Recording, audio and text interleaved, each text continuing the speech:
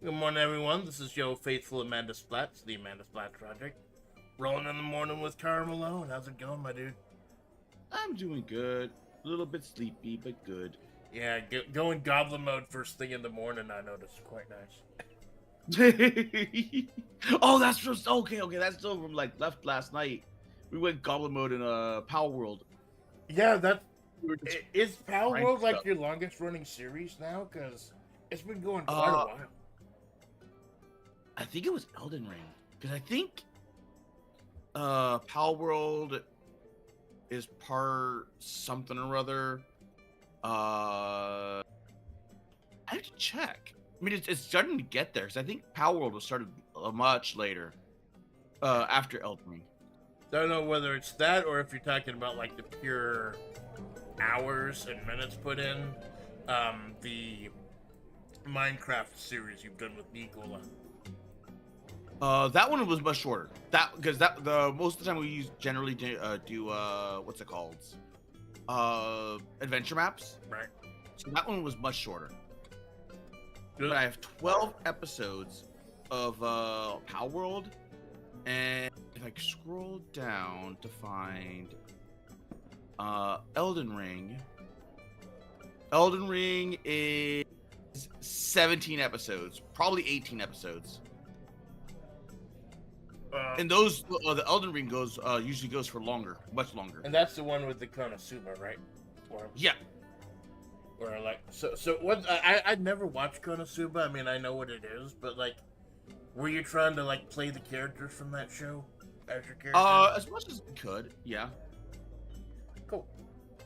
Because I know it's pretty bad. Like it's not an isekai, right? Like these are people who are supposed to be in that time period, or because they're still putting out isekai shit. I'm surprised. Technically it is isekai, but the only person that is isekai is oh my god, I can't remember his name. The pro tag. Yeah.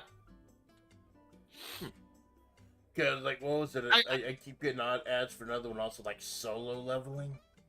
About some real grumpy guy. Yeah, don't watch that one. That one's crap. Ah, thank you.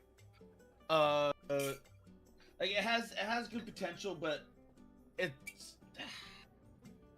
I mean, a lot of people compare it to Sword Art Online, which is not a good thing. Yeah, I've heard of Sword Art Online and like all those like Fate Stay Night or whatever, but I never actually watched them. Like I've got some. Fate's pretty good. I've got so much stuff to watch from the 80s and 90s. I can't start anything new right now. I would say watch Konosuba, because Konosuba is fairly short and it's fairly contained. It's only like 2, maybe 3 seasons with a few movies, and it's basically modern day Slayers meets kind of like Isekai and a few other things. Yeah, So if you like Slayers, then boom. I do love Slayers, man. Even though we got our own orange haired, flat chested goblin right here. Ah. You actually inspired me to get back into Slayers. Like I wasn't a huge fan of the TV series so much as the OVAs because I like Naga the Serpent. I thought she was awesome. And I don't know if you checked out WebP yet, but spoiler alert, I actually did have Lena Inverse premiere. And the thing I love about Fire Pro doing the RNG stuff is now your girl Lena already has a program set up. She was taken on Kiara, because Kiara is like just kind of spinning her wheels looking for good challengers. But then there's a mechanic in the game. The reason I wanted to do groups in Fire Pro is because if you've got a bad guy group, sometimes people will interfere on behalf of the bad guy. So while Lena and Kiara were fighting, Crony came in and kicked the crap out of Lena. And Crony's the Intercontinental Champion, so your girl's gonna get a title shot next show. That's what I love doing Fire Pro, man. It's just like being able to. It's kind of a challenge trying to write the story based on what's going on right in front of me. It's just something to keep that creative instinct going between like chapters. Isn't it less about writing and more about like you trying to set things up and then like announcing everything, like one of those commentator or announcer people? Right. I'm basically in wrestling parlance what's known as the booker. I'm the one who puts together the cards, and I also do the commentary like Vince used to do back in the day before all this shit came to light. And it's fun being on both sides. And that's also one of the reasons like I never put Amanda Splats in Fire Pro. Number one, because it takes like 10 hours to create a character. And number two, I'd hate to like make myself OP and like put myself over everyone else. Because you see that happen with like Kevin Nash and WCW and Jeff Jarrett and early TNA. It's not fun. Okay. I tell you, I'm trying some new stuff this morning. I crack open one now. They've got something called Dirty Mountain Dew, and I'm like, all right, I'll try one. What is it? The can looks a little gross. It's all brown and black. Apparently, it's Mountain Dew, but it's cream soda. I don't know how this is gonna work. Salute. What you drinking, man? Just tea and coffee. I have a little chilled coffee here, and then just tea. Nice. Just chilling alone in the morning. I thought it would like just have like. God, that's revolting. That is fucking gross, man. Oh, fuck that shit. I'm gonna have to get something else later. That's kind of nasty, man. Like it's lemon and lime and cream and. I apologize, man. Lemon lime cream? Yeah, it's as bad as it sounds. No wonder they call it dirty.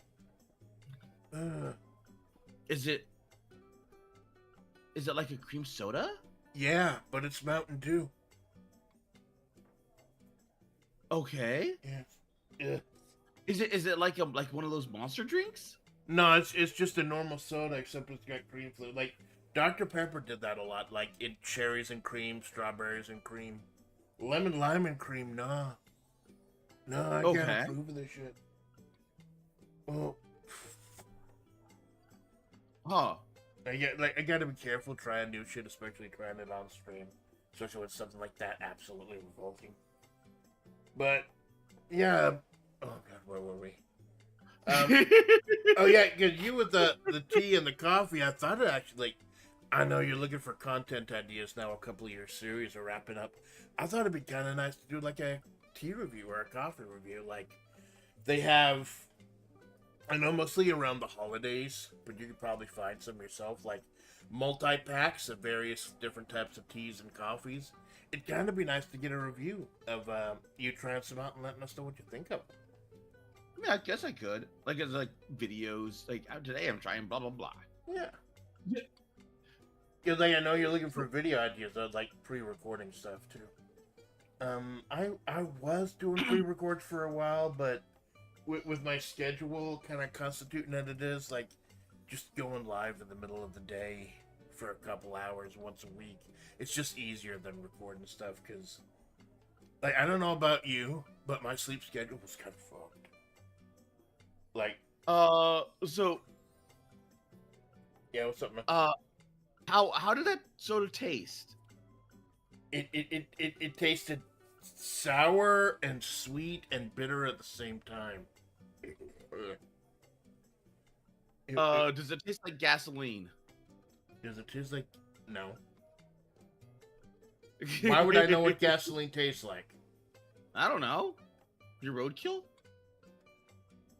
The car went over me, not in me! What? I think we might have to have a discussion about what roadkill is, my dude. It's not like that anime girl. It's not like that anime girl who drinks the gasoline and they're like, oh my god, what the fuck is she doing? And then she turns into a car and you're like, oh. I think you showed that on one of your streams once. By the way, you haven't got dinged for showing anime on your stream recently, have you? No, I'm not.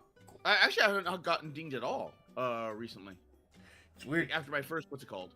I'm a little surprised because I did get dinged. And it was for salty bets. That's why when me and Minato all did it at once, I didn't stream my perspective. Because me and Minato, like, usually when I do karaoke, I'll get dinged for one of the songs and then it'd just be blocked in Belarus and Russia. This time, This time, like, there was one song that played during salty bets, and I got blocked in 268 countries, including the United States, for it. So I got to go through, find out what that was, because the VOD is kill right now. Oh, if you do that, all you do is go to. Actually, let me go to my what's it called? YouTube Studio. It should say blah blah blah blah has been blocked in whatever country, and then you go to that. You go to that episode, and then it'll say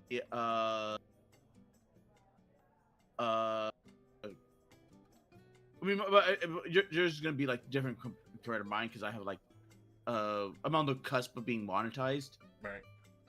So it'll say see if I can pull it up right now so I can see what it looks like. Because like, there it is. We don't have the game going right now, so I can go ahead and open up my browser and take a look. But it says your video cannot be seen in certain countries. Right. And then you can hover over it and it'll say like what countries it's not available in. And then you just have to go through individually for each one of those, and then find out which one is the one that's blocking the thing. Because you don't have to do them all. You just have to do the one that's blocking it, and then replace the song or cut it out. Yeah, because it was like, but I'll pull it up right now. But I believe it was like 268 countries. So luckily the little visibility thing on the side. It does. Oh God! You all right? Yeah, good. Oh, jeez, what happened, man? Oh, allergies, probably. Oh, God, I hate it. I do hate that, man. Like, it's been really bad here. Like, I had to take a couple days off last week because my throat was just so fucked I couldn't talk to anyone. Okay, here it is. Video copyright details. Visibility restrictions on your channel isn't affected. This is not a copyright strike, but it cannot be seen in some territories, affecting 34% of your audience. What? That's weird. Oh, Elf rated. Oh, hey, Elf. Thanks for stopping by, man. You are doing some horrible things, my dude. Me and Malone just started getting comfy in the morning. I know you're calling it a wrap after a night of eldritch horror, violence, and torment. Yeah. Like I fell asleep to his dungeon crawling. Yeah. And I woke up and he's still going. Dungeon crawling.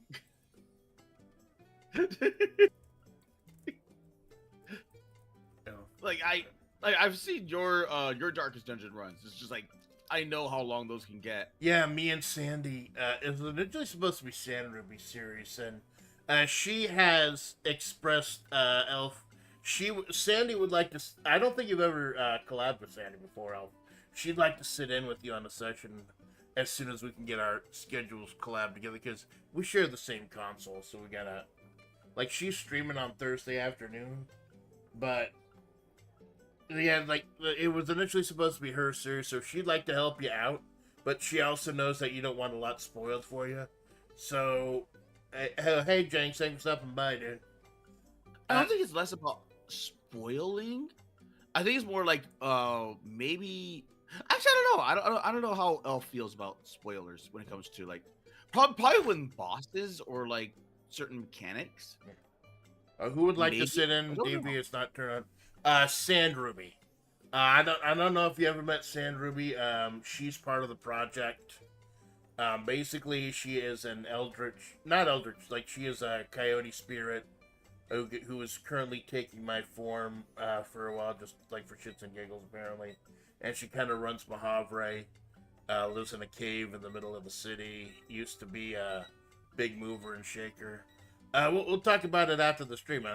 She's really interested in you might want to check out, she's streaming on Thursday, too, if you want to get a little more on her. But, yeah, basically we're interested in helping you out, but also know there's some horrible things that you have to learn for yourself. Well, thankfully he's not doing the, what's it called? The, Crimson Court. Oh, yeah, that was the first thing I asked. Are you doing Crimson Court? No! But I know. Are you gonna beat the game 3 times, Elf? Because I believe to get all the Chivos, there's light mode, regular mode, and Stygian / Blood Moon mode. It's elf, so yes, all the achievements. Well, So he's probably looking at like well, 500 hours. yeah. What do I got in it? Oh, shit. Me and Sandy both collectively. I actually showed off some of the art that we did. Me, Sandy, and Alpha all posing for the thumbnails. Like we streamed so many times, we ran out of heroes to stream as. Had to start streaming as the bosses. Had to get really abstract too. Like I was just one giant rock with the Alucard glasses for one of them.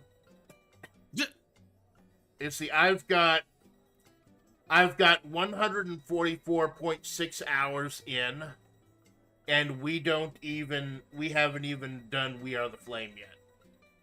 I still have to beat We Are the Flame, which is like, not to spoil anything, but the end game is 4 levels. And I have not, and last year on my anniversary stream, I tried level 1 of the end game and died horribly. Because there's basically there's a torchlight mechanic, but the way the background in the final level is, you can't tell just looking at it whether your torch is going off or not. So everyone was going insane really fast. But yeah, it's a long slog, and if you're gonna do it multiple times, yeah, Crimson Court if it's required. Yeah, there are. I've actually posted when I got them. The Crimson Court Chivos. It's like I get worried about this game. Like I get angry at myself because I don't know if I'm good enough to be a gamer when I see how long and how hard it takes. But then I get the Chivos, and it's literally like 0.1% of people have done this. So I am elite gamer.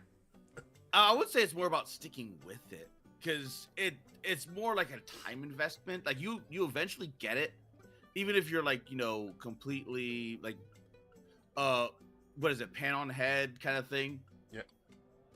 Like you could go like that level, and you still understand the mechanics eventually. Because back when I played it, I played it when it was easy mode. It did not have the DLCs. It did not have the player base, the entire player base was saying, make it difficult, make it more difficult, make it more difficult. So they kept making it more difficult. And I beat the game, but I beat it under quote unquote easy mode. So much so that when I came back to it, I'm like, what the hell is all this? Yeah. Because the damage ramp up for that game is went from a steady curve to boom, right? Shot through the roof. Yeah. So, hello, hey, lady, Dr. Evelyn. Thank you for stopping by. I'll never have the highest number of achievements. I do admittedly promise myself having all achievements in hard games such as from software offerings. Well, what I would recommend if you're gonna beat the game 3 times, the light, regular, and Stygian, just turn on Crimson Court for Stygian, or for the middle one. You can turn on the other one, Farmstead, anytime, because Farmstead, not a brief spoiler, Farmstead, you don't die. It's like a world out of time, out of space thing. So if somebody, quote-unquote, dies doing Farmstead, they don't actually die. They just wander around the ether for a couple days and lose all the stuff they had on them. I play it a lot, and I don't think I have more than half the achievements. Now, have you ever beaten it, Jinx? I wonder. I missed the T1 raid by 5 minutes, FML. Well, no problem, man. Just make yourself comfortable. We're here being comfortable. We're here in the coffee house, which totally isn't just the parking garage area with different BGM. We totally don't have a coffee house in the parking garage. But yeah, thanks for the raid. It's cool to have you. We're just chilling in the morning. This is my normal time slot. Wednesdays and Sundays, 7 a.m. Because I'm usually up at this time for work anyways. But I usually don't have a guest here. But when it is, it's usually Carmelo. And it's cool to have you here, man. Thank you. Hollow Knight and Silk Song both have permanent modes with Farmstead, you can't die in the dream sequences. Yeah, I like that. Jeez. Oh, speaking of dream sequences, yeah. Spear lady. Be careful, that's all I'm saying. You're up early, I'm up late, go figure.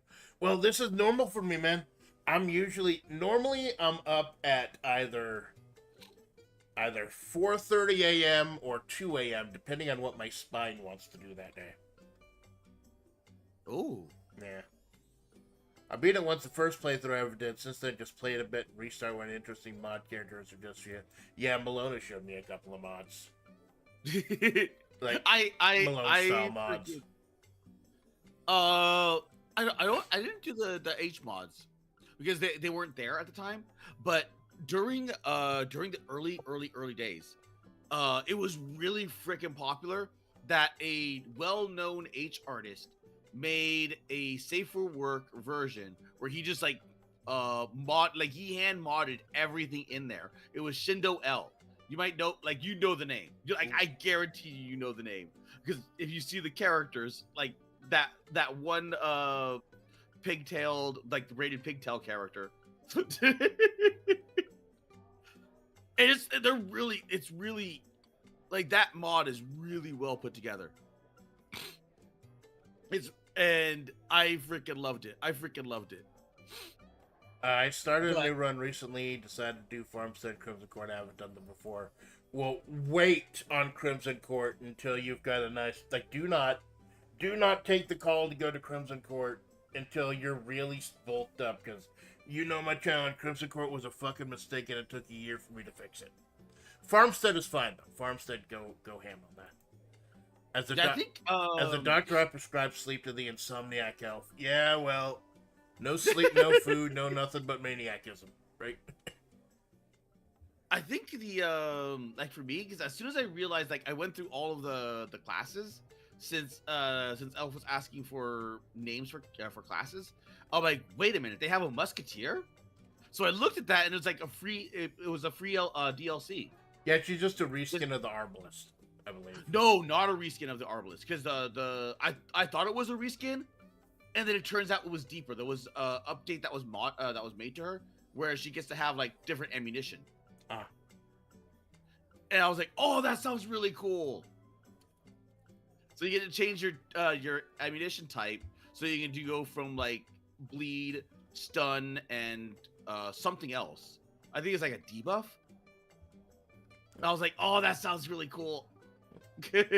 Yeah, I've beaten all the apprentice bosses without touching the course. Yeah, you keep doing that. Wait until you have like a full one. Like an elf in D&D, I don't need sleep. I only need to rest for half the time.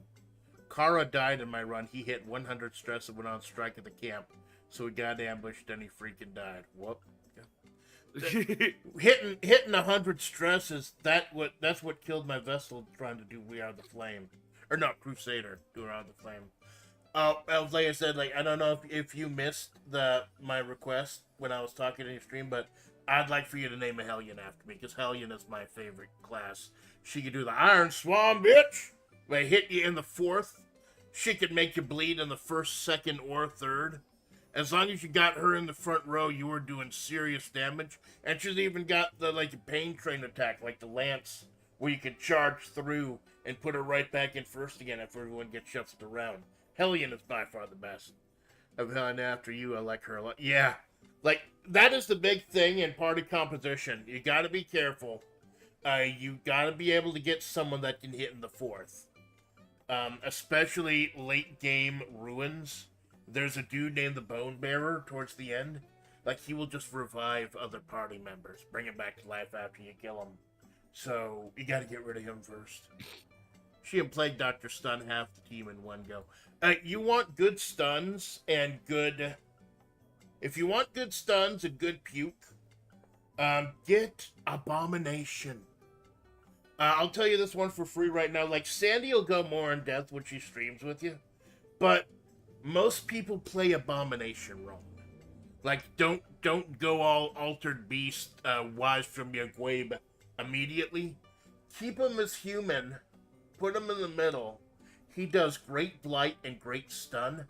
And only go gobbo mode, like, if you're desperate for extra power, extra damage. The Bone Bear was my nickname back in uni. Oh. Well, that's unfortunate. They're wired with a totally legit medical license. Well, that means you can. I don't know. I don't use grave robber a whole lot. Do poison and get past prot. But yeah, like you're starting a great, amazing adventure, and it's gonna fucking break you mentally. Like I've been doing it. Probably will. Like me and Sandy been doing it for like a year and a half, and I'm still nowhere near done with it. It's horrible. Yeah. Oh, sorry. Oh, I was just saying, like from my perspective, like when I was just doing like because when I went back to play it again, I did it with the Shindel L, the mod, and it changes nothing other than visuals, and oh my god, it's just pain. It's just like sometimes you just get bad runs. Yeah. Sometimes you just like legitimately get bad runs, but at the same time, like sometimes you want to like let them reach their stress limit to figure out like what bonuses they positives and bonuses and negatives that they have. Right. But the problem is that then you realize, oh wait, I have a person going absolutely schizo on my team that's like either harming others or causing others like it can snowball so fast. The base chance to get a virtue, which is snapping and something good happening, is 1 in 4. So if everyone in your party snaps, one of them might get a virtue instead of like going in crazy. But that doesn't last a whole lot. Like, and then even after snapping, if somehow you get one of the snaps that's manageable, if you max out your sanity again, it's a heart attack and they immediately die. So there was just so much to remember. You are guaranteed to forget something, and the game knows it, and it'll hammer at you for it. I mean, it's an amazing experience. Like, R.I.P. to Wayne June, arguably the best announcer in a video game of all time. But you are gonna have a fucking bad time, man. I guarantee it. It's gonna be a good bad time. But then you're gonna get those bad times that do not feel like good times. It's gonna be a bad time, but it's gonna make for a good stream. Darkest Dungeon was some of my most watched, me and Sandy's most watched stream. Like, originally, it was Sand Ruby series, but it became so popular, so many people watched it, that she handed it over to me, because, like, she was like, Amanda, like, these people who are coming here for Darkest Dungeon, they don't know anything about the channel, so they're not gonna get who I am. How about you take it over, so you can promote your other shit, and I'll just do my thing. And then she did her thing, and it was great. I have to look for the VOD. There's actually one where she starts it, and then she sees like there's 30 people watching, which is unheard of for this channel. I'm a fucking one view for life. And then she actually turns it over to me, like midstream. And then like it's also like talking about the AI art. It's had a lot of fun making thumbnails and stuff.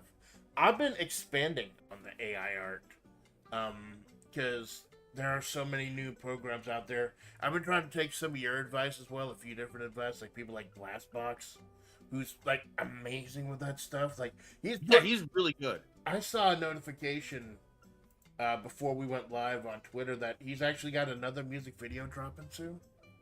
Oh yeah, he already dropped it. Oh, restore the dialogue. Oh yeah, that was last night. That was you retweeting it. There we go. Yep. And he's been if you go into like my Carverse, there's what's it called in there now? Like the little things that he did and Dragon Lord has done. And it looks really, really adorable and really, really cute.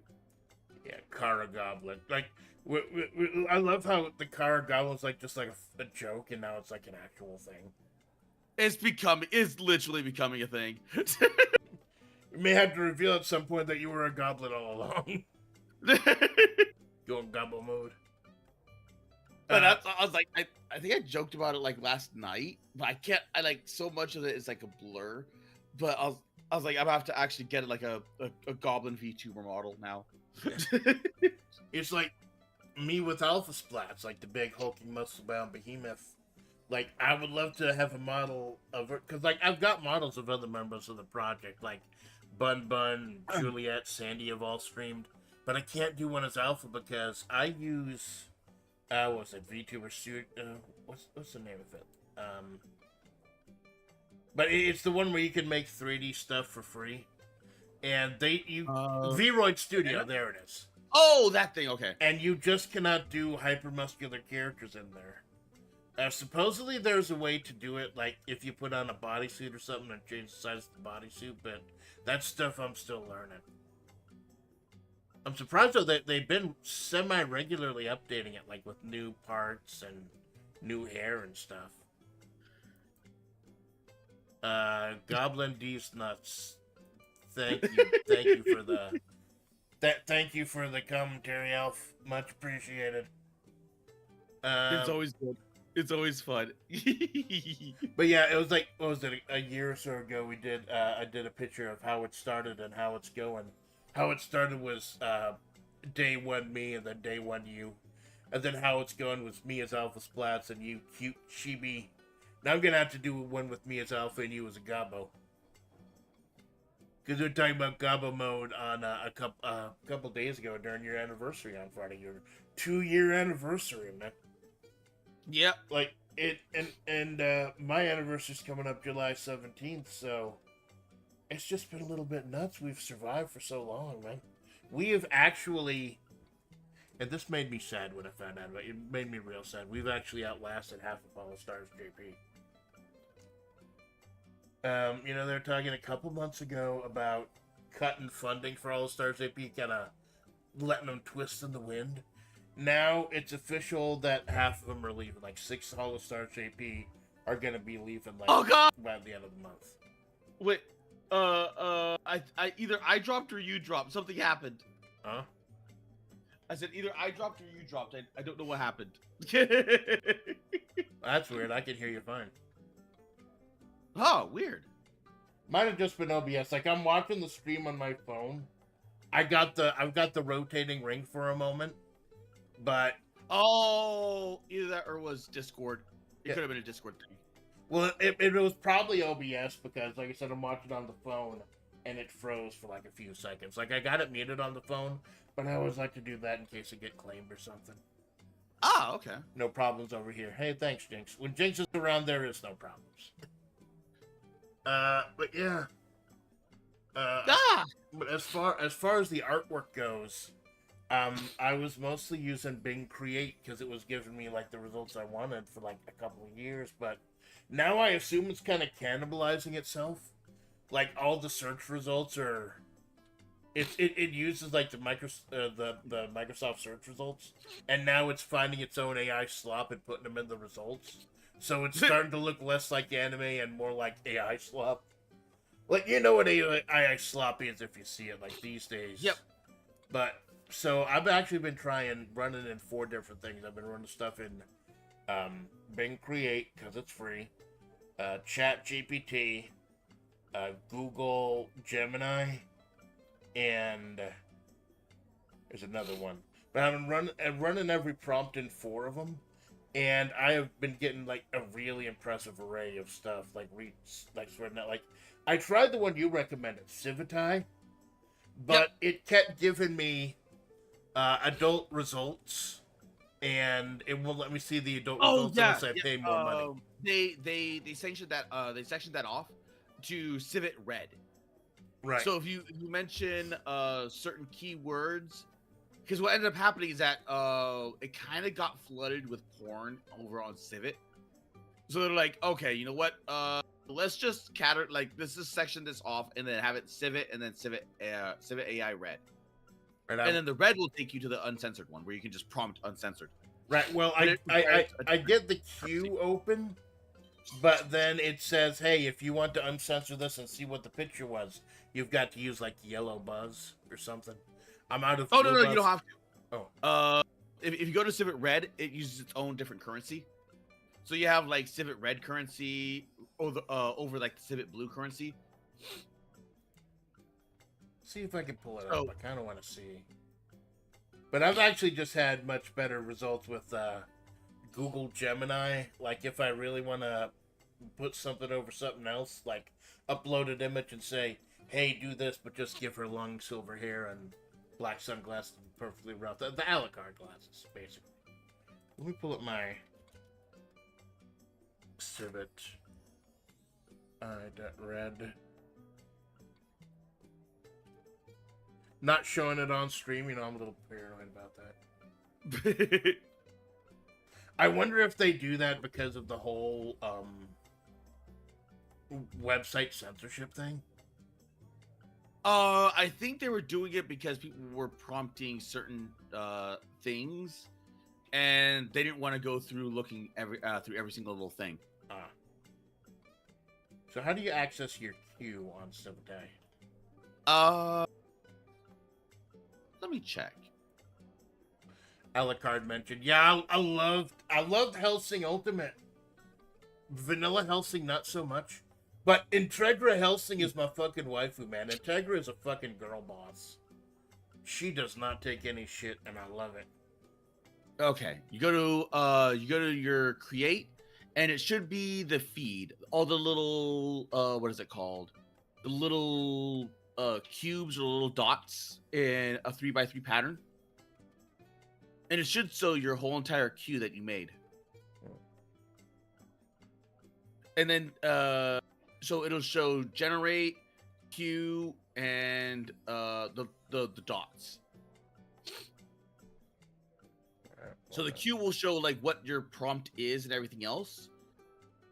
Well, I want to see the stuff I've already prompted. It should still be up there. Because I'm looking at mine. Mine is still up there.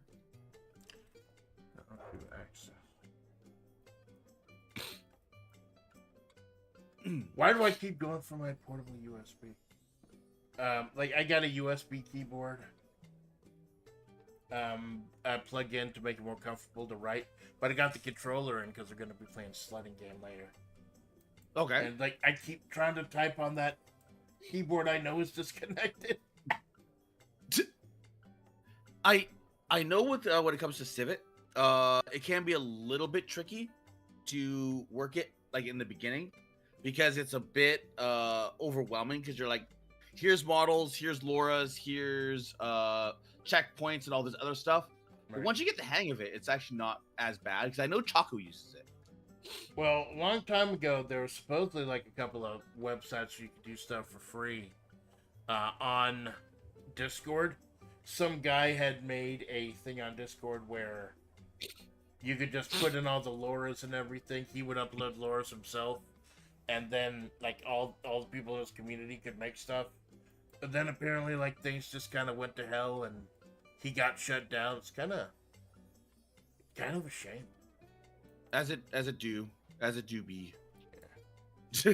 and now you got all this open hate for AI art and stuff. It's like I don't call it art. Like, and if you're an artist, you're an artist, and that's respectable.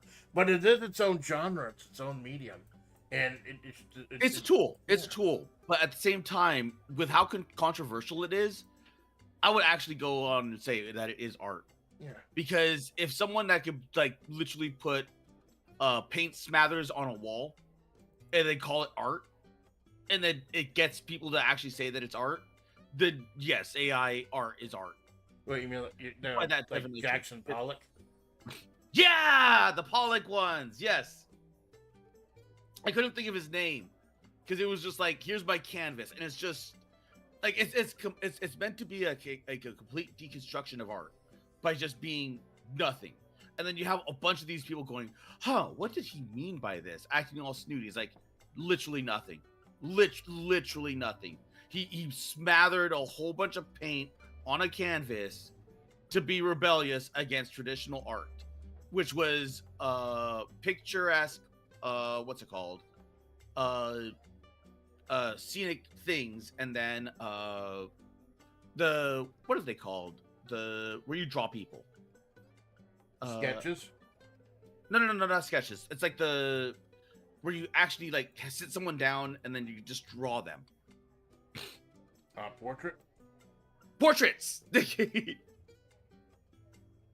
So like if he was kicking the bucket by like breaking all of that, because I think didn't he come around right at the turn when photography was becoming a thing.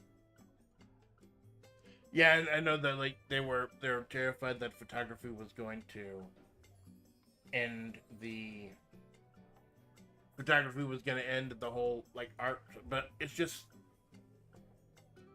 I do get paranoid not just because of the art, but because of what it's going to do for people's jobs. Oh yeah, Elf puts or Jinx puts it right. It's art for the lack of a better one, definitely. Yeah. Like I think there is a new word for it, and it's slop. Although it has, I believe slop was initially supposed to have negative connotations, but even the AI people like I use the term slop. I'm making slop. A lot of people use slop because sometimes you just like slop. and I got international slop. If you remember the April Fool's Day stream I did, the Master Slop Theater, where I did the Sora 2 stuff, you remember Xanon, the cult leader girl from Japan. I've actually been interacting with her on Twitter here and there. Like, she will post pictures of herself, her character, and other AI stuff. And I've actually been doing AI gens of myself, using her stuff, and posting in Japanese. Like, I know Google Translate is horrible. Like, I should get Temp to look into, like, translate some of the stuff. But I think it's doing enough of a job that we're actually having a dialogue. Like, there was one picture where it was a picture of herself of merch, like a ball. So I made a little comic in ChatGPT about going to a pachinko parlor, playing pachinko where she is the ball, and losing all my money, and then I shoot the machine. Like, I did not notice, like, I'm as much a goblin in, like, my posts to Japan as you are being a goblin, period. Like she posted a picture of, oh, I'm being hypnotized by this 500 yen coin. What are you going to do to me, senpai? And then I post a comic where I break into her fridge, eat all her ice cream, steal her stereo, pet her cat, and leave. That's shit you wouldn't expect from US Amanda, but JP Amanda is a fucking troll. It's just a lot of fun. Like, I know Jinx is from Europe. Like, a lot of my watchers are from Europe because I stream it like really early, but it's like afternoon their time, and it's just been so amazing to meet all these people from around the world. Like, you've got a lot of people international in your community too, don't you? I've got so many people from all different walks of life that it's just like it's kind of crazy that I've managed to culminate that many people. Yeah, when you really just sit down and look at where we've come over the last 2 years, especially you, man. Like, you've really taken into your own, and representing Delta. Oh, that's cool. Thank you, Evelyn. That's neat. But yeah, all these people around the world, and there's no way we could have done any of this without the power of the internet and power just like actually just going through. Like, I was still so terrified when I first went live a couple years ago. But to anyone who may be watching that's curious about going live themselves, like, you know, I'm not going to say just do it, because I didn't just do it. I had to prepare first. But after you learn the program, after you get the basics done, definitely go live. Like, it's such a great feeling to finally get that first stream over with. Like, introduce yourself to the world. Like, you know it's going to be fucked up. Like, mine was fucked up. But after that, like, you've put yourself out there, and that's how the journey begins, man. It almost feels like, because I still remember like how much nerves I still had from like going live from the first time, because I was like so wound up, and like it was just like a good release, because I was like super stressed and super nervous because I was dealing with so much BS. Like but I couldn't ask for help because Discord flagged me as a bot for some god knows reason. What? Yeah, I got put into Discord prison. Like, as soon as I created Discord, it was like, nope, like we flagged you. So I had to like mail them, message them, and they're like, oh yeah, our bot flagged you. Like, here, let's remedy that.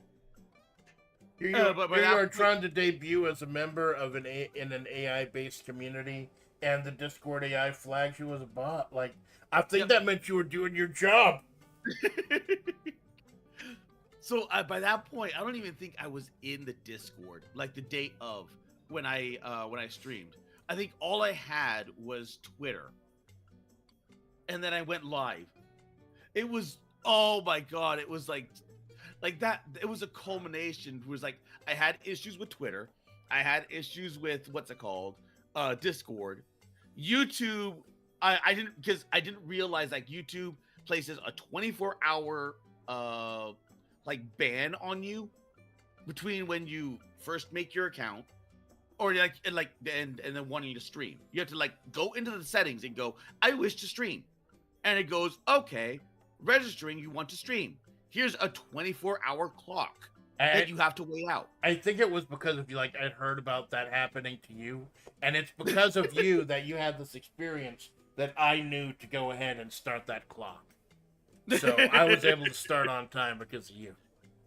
Yeah, cause it's stupid. It is so stupid, and that it's something that people keep forgetting, because it's like, oh yeah, like everyone deals with that, and then everyone ends up forgetting about it because it's like one little thing, but it's that one little thing that just it gets in your way. It legitimately gets in your way. So everything was going wrong, everything. Yeah, and you know, you still made it, and you made the best of it, man. Like, I know it took a while for you to find your voice, but eventually, like, the whole angry, like, aggressive design that was originally put out there in the Dead Sea Scrolls, and eventually, you know, I've said it before, many people have said it before, but, you know, happy Kara is best Kara. Lady Eve, Kara got rightfully imprisoned, but for the wrong reason. Well, what crimes has Malone? What crimes has Malone committed that we should lock him up for? At this point, too many. Crimes against goblin humanity? I don't know. Crimes against goblins, crimes against, I did not know goblins had an effective, judicial structure. I thought it just... That's what you said when we were playing Cozy Campfire Club a few days ago, the beta test. Like, you just go goblin mode. Sometimes you just must. Sometimes you must. Yeah, like, if you gotta get, then what is alpha mode? Because like in the story, for those who don't follow the Mahavre project, Alpha Splats, the big hulking muscle-bound version, is Amanda from the future who's trying to guide Amanda to a good ending to the story.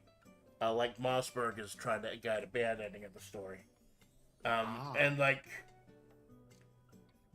what is alpha mode? Like, you're just like, start wrecking shit and destroying shit. And I think it's like mostly about confidence. Like Alpha Splats does not give a fuck. Like, she knows she's the shit. And me, like, I'm terrified. Like, I try to do the right thing. I try to do right by everyone. I know it's not gonna work for everyone. Alpha Splats just does not give a fuck. I think it's just about being based. Yeah. Being confident, being base, being us, just like ripping steel doors in half and shit. Kara's guilty. Apparently you did an accidental, what's it called? Accidental Trump impression. Kara's guilty of several counts of degeneracy. Well, that would explain. Well, not yet. Not yet. It's he hasn't bought the statue yet. Oh, the statue is almost. Well, what is it, like 28, 30% now? 33. It is 33%. You are one third away to having a fuckable goblin, my friend. For those of you who haven't heard, this is where his community has gotten. Someone as a joke suggested he start funding a fuckable goblin statue, and people have started doing it. People have putting their hard-earned money towards the fuckable goblin statue, and I call it that because that's what it is. And see, the thing is gonna be a reality, and it scares me. Like, I had problems with groceries and shit. Like, I had to dip into my savings, but we're apparently at a point in our economy where we can spend money on fuckable goblins. So, like, maybe we're gonna be okay.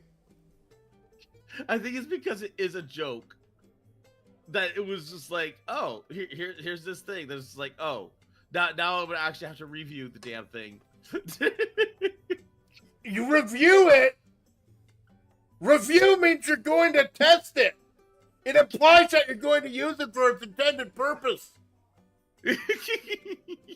What kind of plans do you have for that doll, Malone? Like, I don't know.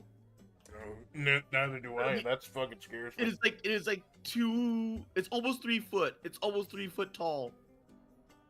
That is a lot of goblin. Like, no wonder it's so expensive if it's a 36. Like, action figures I've owned in the past. Like, I used to have a whole bunch of action figures because it would hold my own wrestling federation with them. I don't think I ever had a 3 foot tall one. How tall would I'm trying to visualize how. I might have had, like, back in like the 90s, one of the things I had kids was like those big plastic fortresses that you put the action figures in and play with them in there. I think I had like one of those. But that is a large goblin. It is a very large goblin. Initially, I know they make. Initially thought it was a figurine. I didn't know it had a service. Oh no, they actually do make those figurines. They're I forgot what they're called, but they make a very distinct, like, what is it called? It's so that you don't see the ball joint, and they wrap it in what is it called, silicone or something similar to that, so that we have like this real texture of skin, and that way when the you put clothes on them, it has that realistic like pull and feel to it. So there actually is like a like those things for those figurines, and it's insane because I've seen some of those. I'm like, oh, and because it has like, you know, it's scaled down to be like, you know, figure size, but it's still like, you know, like you like some of those are like really detailed. So you have like, I think it was like Jotaro, Bai Shiranui, and a few other things that they put, like, you know, they make it very squishy because there's like a little tiny skeleton in there that you get to pose. Dear Lord, there's a tiny skeleton. That's kind of horrifying. Well, if you look at the actual posing, I think it's like Moonshine. Moonshine does a lot of the posing stuff. A lot of those have like the ball joints, and you get to see like where the bend is. And I know that he did videos of like whether or not it can do the Slav squat. So that's like a good sign of a good model, is if it can do that Slav squat. And it's basically that, but with a latex silicone something or other, like covering that skeleton, so that way you don't see those ball joints. And it's for like the extra enthusiast that really love those posable figures, and it's like, here's the enthusiast version because everything is hidden. Because you'd hate to break the illusion when you're fucking a plastic goblin. Oh no, it's not even just that. It's the fact that because these are the actual figures rather than the actual, like, you know. I'm wondering if they looked at that and like, I wonder if we could upscale this, and I'm wondering if like there was like some person that was like looking at the doll, like the full size dolls, and like, I wonder if we can downsize this, and like there was some like warehouse that were like, we could probably experiment with this. Hold on, just updating the title of that stream. I'm so glad skeletons aren't real. Bad news, Dr. Evelyn. Skeletons are real, and they sing and they dance, and they are trying to take over Christmas. Not even dolls are safe from those parasitic skeletons. Yeah. Oh, it's okay.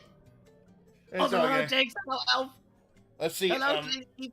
It was what was it? I read that whenever you feel sad and blue, just remember that there's a skeleton deep inside of you, and when you pass away, that skeleton will be free to fight demons in skeleton hell. Oh, I thought you were gonna go like a different way. Me too. I thought you were gonna be like that. There's a skeleton inside you that believes in you and then when you die, it'll be alone. Well, I played Megabonk. I know that your skeleton gets on a hoverboard and starts zooming around, putting on cool sunglasses.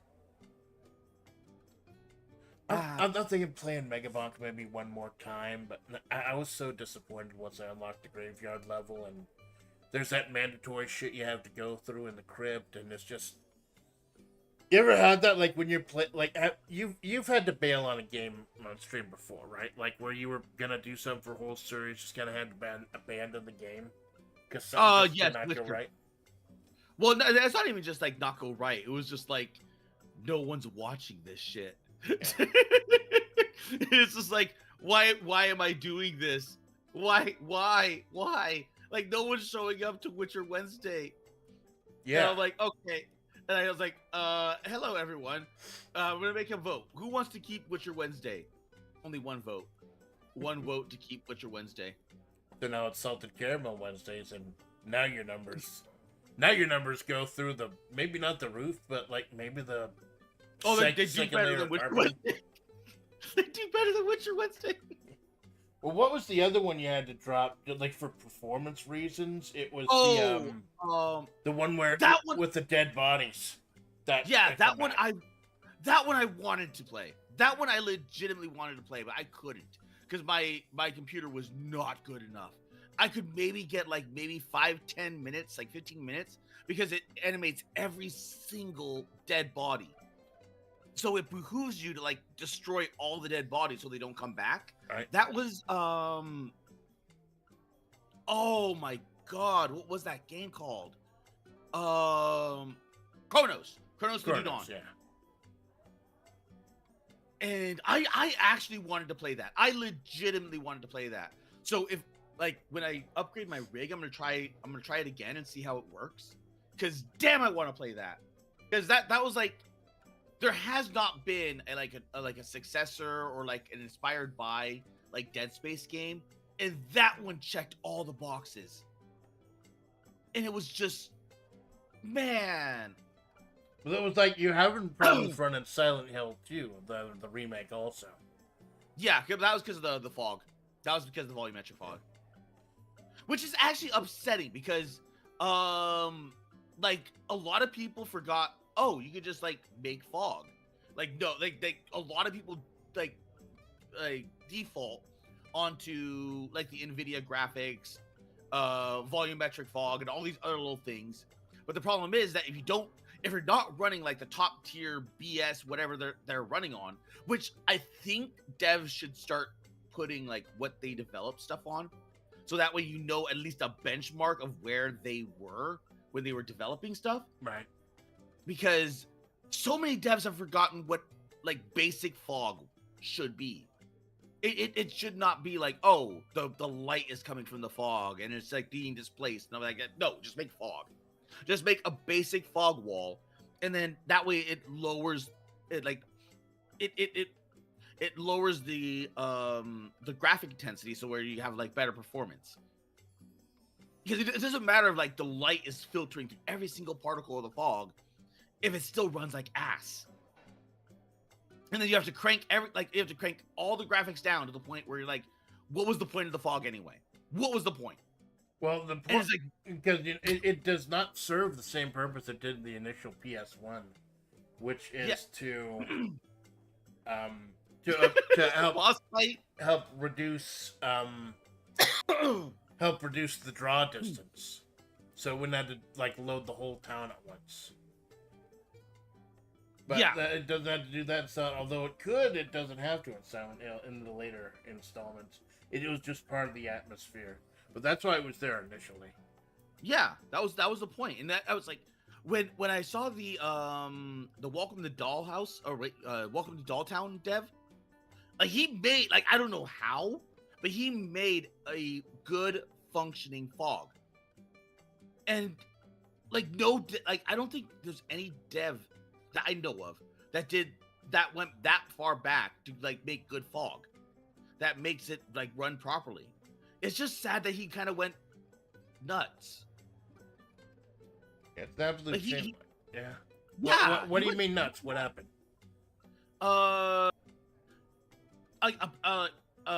when he was trying to release the game, because he put it onto Steam, but for some reason it was declining him the full release, so he kind of went nuts on Twitter, and like there was like other things that were in there, like used assets, stolen assets, quote unquote. Oh no. And like some other things, but a lot of those assets can be easily found on the marketplace. Right.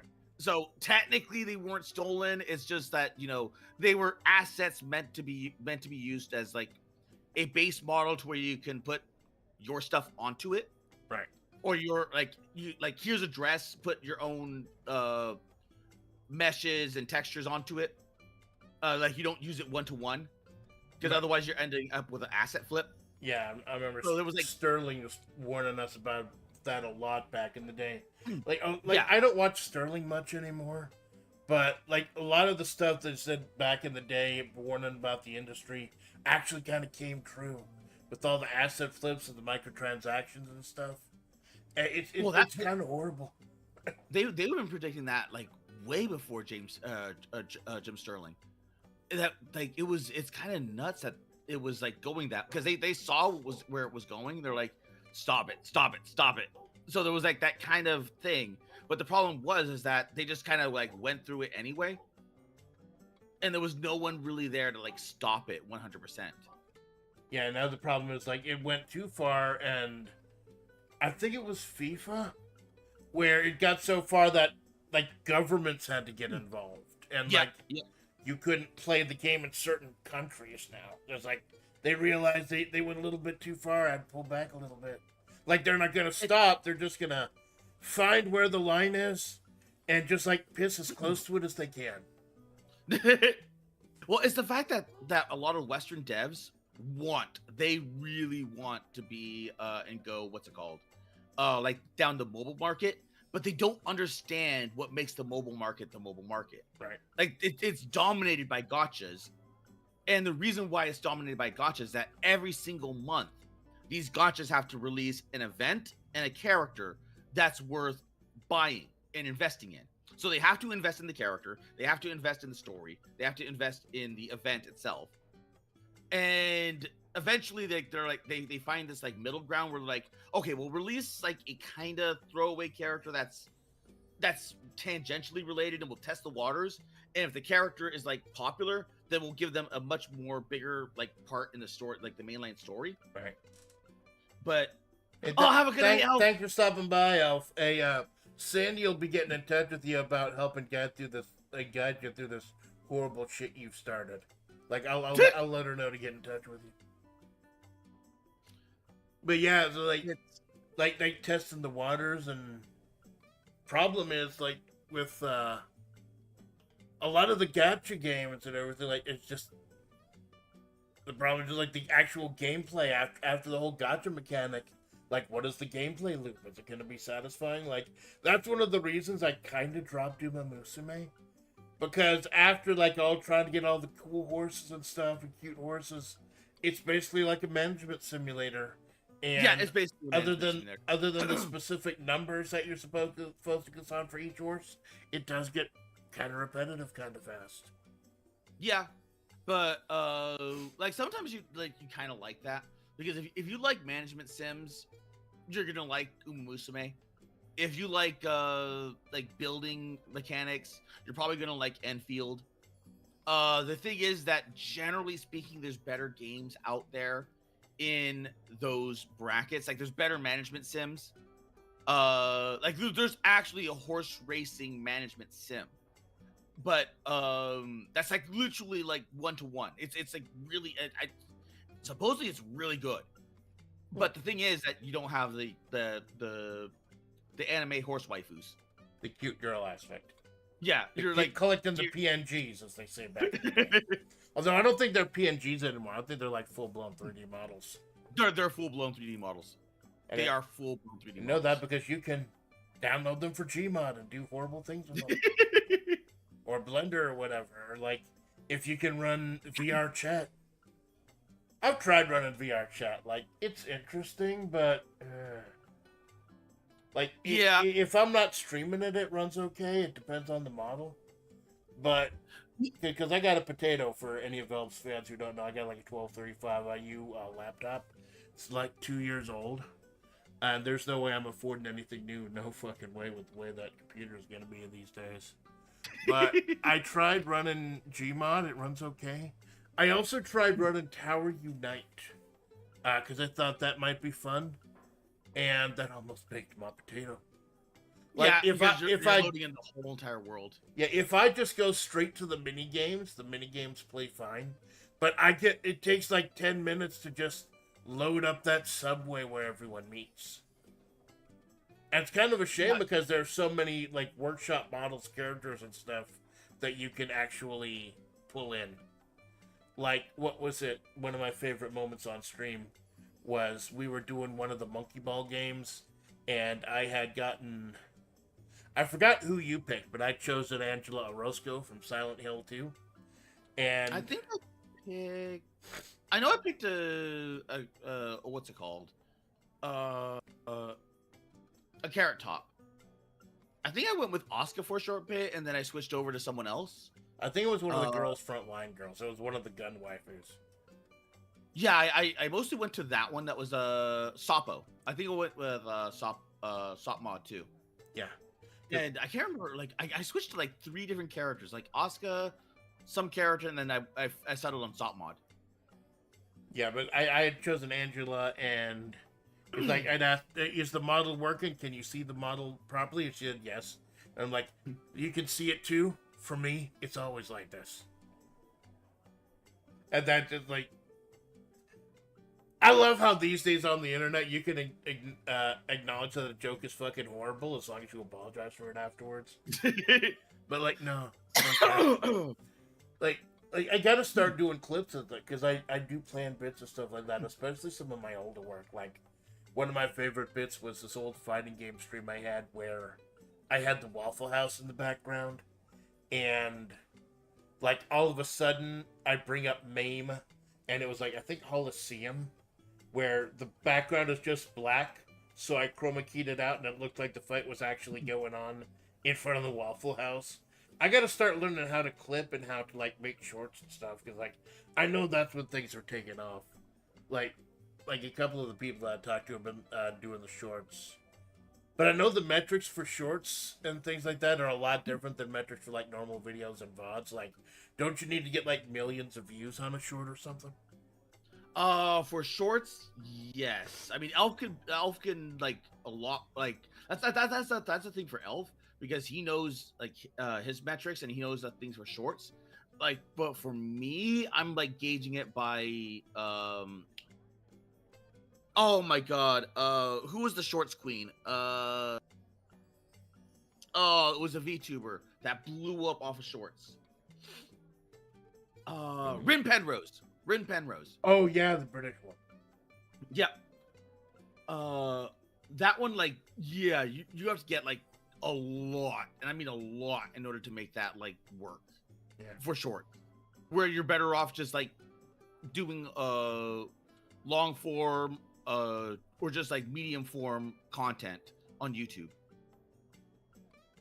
Yeah, it's just like I thought about taking some time off and learning how to do shorts, properly post and market them and stuff. But then like I might not have enough time to like stream normally, keep what engagement I do have up. It's like there's just not enough time to do this unless you're willing to forego having an actual like old school type job and make it your whole thing. Well, that's the thing, that it ends up becoming like your secondary job, or your like what have you. So you're putting in a lot more. And I like, for me, I should be getting onto the shorts. I am strongly thinking about making videos, but I should be getting onto the shorts. The thing is that I kind of worry about shorts. It's always been like Elf and a few other people have like always hammered it in, like, do shorts. But I'm like, I don't know if I want to do shorts, because then you start doing shorts and it's just like, maybe they come for the shorts and they don't stay for your content. Well, if you don't have something drawing them in, that guarantees they don't stay for the content now. It's just like, Uh, for me, I know I wanted to do shorts, but like, it's just learning about how to do it properly. oh, the shorts are just like shorts are easy. You either think of like like a very short conversation type, like Bryn Penrose does, or even like Midas, the atomic nuclear VTuber, or was she a biohazard? I don't remember. But Midas is a good one.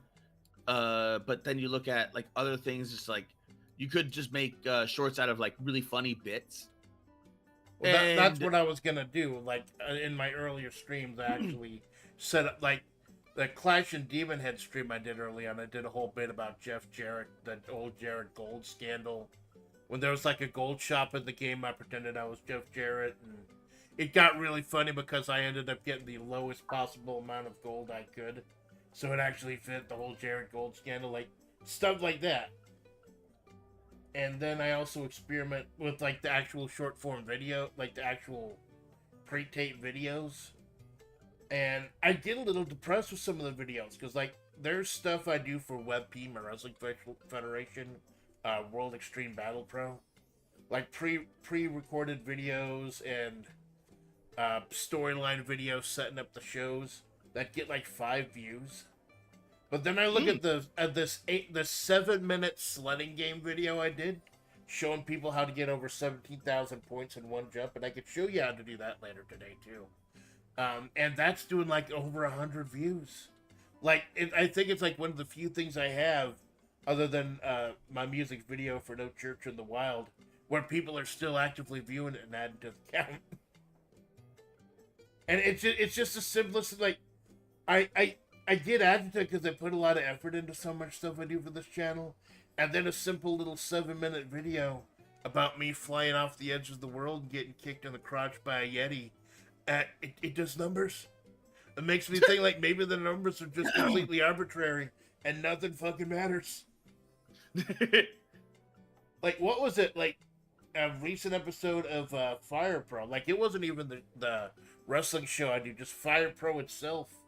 I was doing story mode and just yapping, just grappling, talking about the Attitude Era.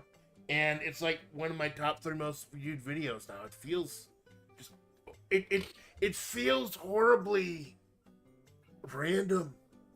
Like you're at the whims of the YouTube algorithm. Shorts are weird, man. You can make 2 very similar things, get 1,200 views, 1 to 5 the other for seemingly never. Yeah, it's just it feels arbitrary, and if it's arbitrary, I shouldn't get Manhera about it. oh, you I need to talk to him more. But Alden Falor, the one of Elf's friends. I did a collab with him, and I've been hanging with him every now and again. But he's really big into like the numbers game because he's he was big, but he like took off massively from there was a gotcha game. It was but it's like a non-gotcha game. It was Limbus Company. Limbus. Oh yeah, I heard of that. And because you can get all the characters, without spending a dime, because they give you like character like pieces Right. after beating each like segment or what have you, so you can get all the characters. And about the only thing that no, you actually even like spend like non-spend on even costumes. It's like things used to be back in the day where, like, I think the original Tekken Tag Tournament, where you unlock characters just by beating the game and playing the game, getting in that loop, instead of having to pay extra money for them. So the money is there if you want to just support the devs, or if you just want to like I want this this person or this character or this skin now, and I just don't feel like grinding it. There, done. Right. Which, you know, they say that if you build grind into your game and put money in because you want to skip your grind, then like that's a flaw with the game. But not necessarily, because like some people do like that grind. Some people do. Some people do like that. Like the South Koreans. Oh my god, and it's a South Korean game. I don't know why they like that grind, but they like that grind. God knows why. Like South Koreans like that grind. Like I don't understand it. Well, I do they not. they need something to do while they listen to K-pop and hunt demons. Apparently, I don't know about the culture. I'm sorry, my knowledge of the Korean culture does not go far past Psy and Kim Kapwan. Ah. But if you go to like his what's it called? His YouTube channel, like it's like what's your favorite waifu in Persona 5 says about you? 113 views. And that was like 1 day ago. I was like, what you thought these bosses said about you is wrong. Hardest bosses in Elden Ring, 79 views. And then you go over here, Limbus Company, judging Frey's most controversial Limbus video, 1.5K. Limbus Company, boss says about you. He's like, you're a gooner, 1.5K. It's like, I noticed there is with the games like a recency bias. Like, things get better, like more views if it's something more popular, and that happened with. Like with my potato, I can't play a lot of the newest stuff, and that gives me the Men era. But then stuff like Balatro, like it was one of the probably the luckiest shot of season 3, when it was a really bad night. I had gotten my first quote unquote sponsored stream, and by sponsored I mean the dev gave me a key. Live Burst Smoke and Mirrors, which is a visual novel. Disco Elysium style, but it was just straight up visual novel, and I just was really not happy with it. Like I got pissed off. Like they were trying to force you into a certain story. Like it offered branching paths, but if you don't take the path the dev wants you to take, it's an immediate game over. So like there's just like basically one story to tell, and yeah. I was restarting like 7 or 8 different times, and then the game itself froze. And then I could not get off. Like the whole thing kind of went to shit. And like, even though like I appreciate the dev for giving me the key, but you know I gotta cut bait. And this is I did not like it. It was bad in my opinion. So I was getting really upset because that was the first time a dev had ever given me a key or anything. And I was up late in the middle of the night, and all of a sudden I get a notification on Steam. Oh, hey, guess what? We just dropped Balatro-based content for Vampire Survivors for free. And I'm like, oh my god, I need this. So I just go on quickly. I think it's like midnight, 1 in the morning. And like, I must have been like, if not the first person to stream it, one of the first people. Because I had people coming into my stream asking me, hey, how do you download the Balatro DLC? Because like it's Vampire Survivors. So even unlocking the stuff you've already bought can be fucked up. Like, you have to unlock the Moon's Veil level where the shopkeepers are, and then go to one certain shopkeeper and quote-unquote buy the Balatro disc.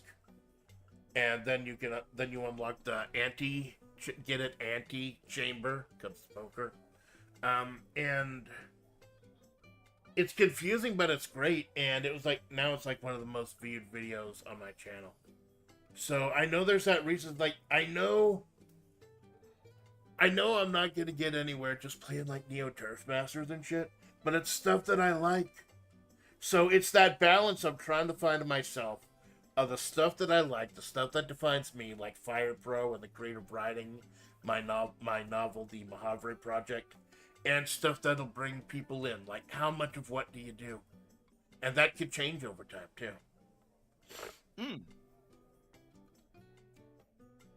Because I know whatever your content is, like you found your balance and you found your niche and your niches hanging out before the stream. Like a 5-hour... I don't know if it's like a niche, or if it's just like the standard VTuber thing. Because like the standard... Like the only thing that I am breaking is like, because with like, if you look at like standard VTubers, it's like the pre-game yap, then you game, and then you have the post-game yap, where you just sit there and yap after the game. So it's like usually an hour or 2 on both ends, and then a chunk in the middle. So with me, I think I was like, I front load it, and then I play games and then I find like a good jumping off point, and then I thank everyone, and then I just go bah dead. Well, usually there might be a little bit of epilogue depending on how things go, but yeah, it's usually like a 5-hour stream. You got 2 hours of yap at the beginning. Meanwhile, with me, unless I'm doing a collab, if we're not in the game by the time the stream starts, that means something horrible happened. And that has to remind me exactly, Evelyn, exactly. Malone's niche is yapping more than gaming. But it also has to remind me that even though that's what works for you, that might not necessarily be what works for me. Like, I tried to integrate the yapping into the game itself, depending on what the game is. And I know my chats are a lot lower or a lot slower than yours usually are. So for now, that's fine with me. But it's just, and I got to remind myself, like, all these people like you and other members of FlaVR that I admire, what works for them might just not work for me. Like, I can't go more than a certain amount of hours in a day, otherwise I feel like absolute shit afterwards. So I had to start pacing myself. I can't do these 10, 11, 12-hour streams like you and Nicola and Edit and oh my god, Edit and Seki. Those two guys, like every single day. Yeah. Every single night when I go to bed, they've started their streams, and when I wake up, they're still fucking going. Yep. I don't understand how they can have that kind of stamina. Like, it blows my mind. Well, part of it being is that Edit's streams are very chill. Like he usually has a lower pitch. He's like, "Hi everyone, I'm Edit," blah, blah, blah, blah. And then every now and again, especially when he's like teaming up with Hoshi, he goes. He does the kind of thing that you do, like where he speaks all high pitched when he says like, "How you doing?" Except like you, when you greet someone, you beat the fucking mic. Oh yeah, it's because I'm wondering if some of that is just like what's it called, like hangover from my ROTC days and everything else, because like you have to learn how to like throw your voice, pitch your voice, and enunciate at the same time. Yeah. I gotta do that too, like at my job, Desert Salt LLC, where I'm making sure like the trucks run on time and stuff. When you're talking about a lot of addresses and stuff, especially addresses, you gotta be able to enunciate. You gotta be able to, like, because people are not gonna like, oh, Steven, is that with a V or is that with a PH? Oh, that's Steven with a Q. Oh, that's interesting. And did you what at Murphy's Road or Murfreesboro Road, or is that Bell Avenue or Ball Avenue or Beale Avenue? It's like you gotta be as particular as possible. Because you can't get that shit to the wrong place. But and it's that type of stuff, like being able to talk with people, that I feel like it's helped me become a better VTuber. Because, like, when the people do show up in the chat, I'll be able to yap with them and try to nudge. Because, like, I don't think I was really that good beginning, like, being understood and everything. But part of that was just the shitty audio setup I had. Like, I didn't even have a mic like I do now. I just used the camera and the mic that was built into the laptop. But eventually, like, I had to step the game up to the audio. And I've been thinking about getting a slightly better mic, although I think I'm okay with the one I have now. But, you know, I get paranoid about how prices are going to go up now with the RAM and everything.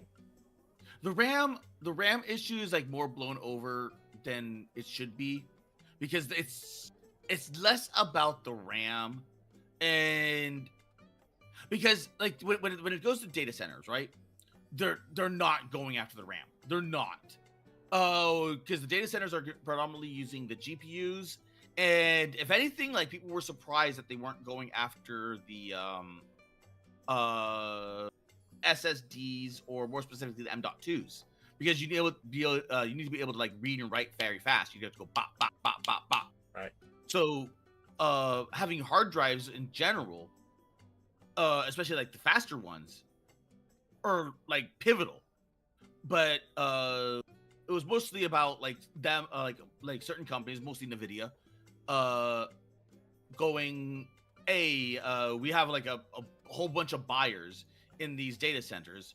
Let's just treat them like a government contract and then just sell them a whole bunch of garbage. And then just like they wanted to just exclusively sell to data centers, like Yes. not sell to the public. Although aren't half of those data centers like being canceled now? It depends on the data center. Like some of them that do not have a purpose, yes. And there's other people that are like looking at it like vultures, like I'm gonna gobble up all those like GPUs. I'm like, realistically, that's probably not gonna happen. Like unless you know someone in that data center where you can get that that GPU. In all due likelihood, it's probably gonna get sold off to like either another data center or like somewhere else that's buying them, and then they're gonna yoink it up because they can afford to get that much depending on the dollars. Like a Bitcoin mining farm or something. I don't even. I actually have no clue because I have not even kept up with that. I just know like a lot of the data centers are just AI driven stuff. Yeah. Just use the NATO phonetic alphabet. I try, Evelyn.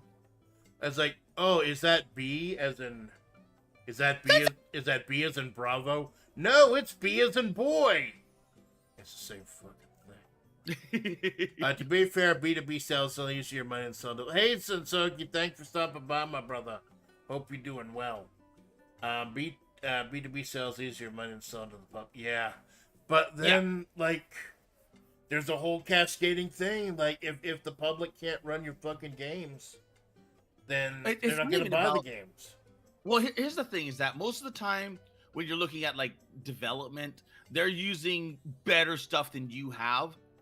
So realistically, they can make like if you looked at like some of the old what is it like dev kits from like old games, they were beautiful.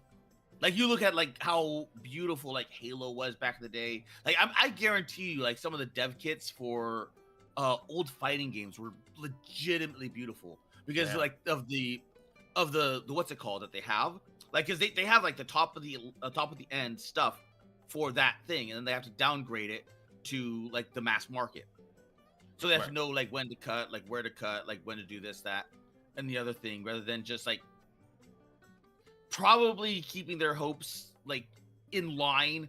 They're like, okay, what like we, especially now like everything sells your data, especially like Steam and whatnot, to the point where like they have what the average person's rig is. They should be looking at that and going, okay, this is the average person's rig. We should be developing games around this average. And then if you want to be enthusiasts, we have this like this higher level graphics here. But no, they front end all of that with so much graphics. Whereas just like, okay, like now you have to like downgrade, like you lower everything down to like potato settings. And even then you're just sitting there like, I hope this doesn't run like ass on potato. Yeah, that's why I have to do the road test games whenever I buy a block of games. The road test streams, because like the specs are there on the Steam page, but that doesn't tell you a whole lot. You just got to try them out, especially when streaming, because that takes up a whole lot of resources as well.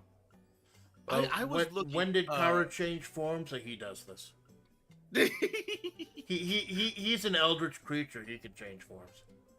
Yeah, whenever I don't stream my side, I can just change. I can just change my my Fugi at any given time.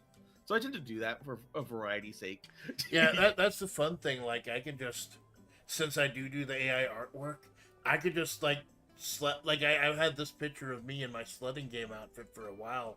I just went to remove.bg, took out most of the background. I was able to upload it to Fugi. I mean, thank fuck Fugi is working. It's been weird over the last couple of weeks. There was one GPU that I was looking at, because I was looking for like sales, and then all of a sudden I saw this like 10K GPU. I'm like, like, excuse me, what? Oh my lord!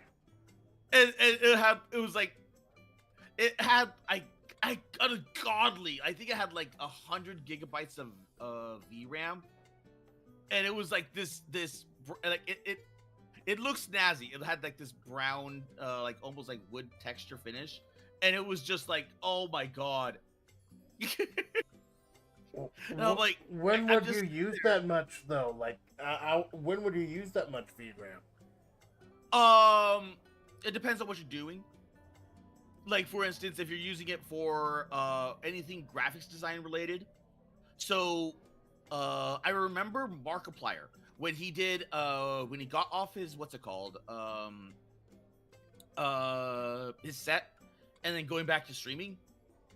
It was a while because he was like oh, time to get back in the saddle, and he forgot that he was running dual like expensive. He had an expensive rig. He was going like ye old Total Biscuit, but he was running like dual like 10K GPUs or something like that. Like people like saw it in his settings. Like, no, you have it set to the wrong graphics card, Right. or you have it like filtering out into both, or like there was some hiccup. So people saw his like modern day thing and they're like, oh my god, this is what he did to keep the cost down for Iron Lung, because he just like built an entire computer workhorse to build all those visual effects. Yeah, and it worked. Like, he kind of blew everyone away with the performance. Yeah, because he kept it everything like he kept everything like so cheap that he's like if he didn't have to worry about money didn't have to worry about money at all before, after those kind of sales, and that was with a 50-50, like the literal best deal that he could give these what's it called, the movie theaters. Like it was a 50-50 split. Like no other what's it called do that. So like those theaters made bank off of Markiplier. And that's not even touching or remotely touching the what's it called, like the food and the popcorns and everything else. So like we need more Markipliers in the world. Yeah, it's like but people were surprised by how amazing of an actor he is. I remember back in the day, what was it? The Who Killed Markiplier, the movie he made with his characters.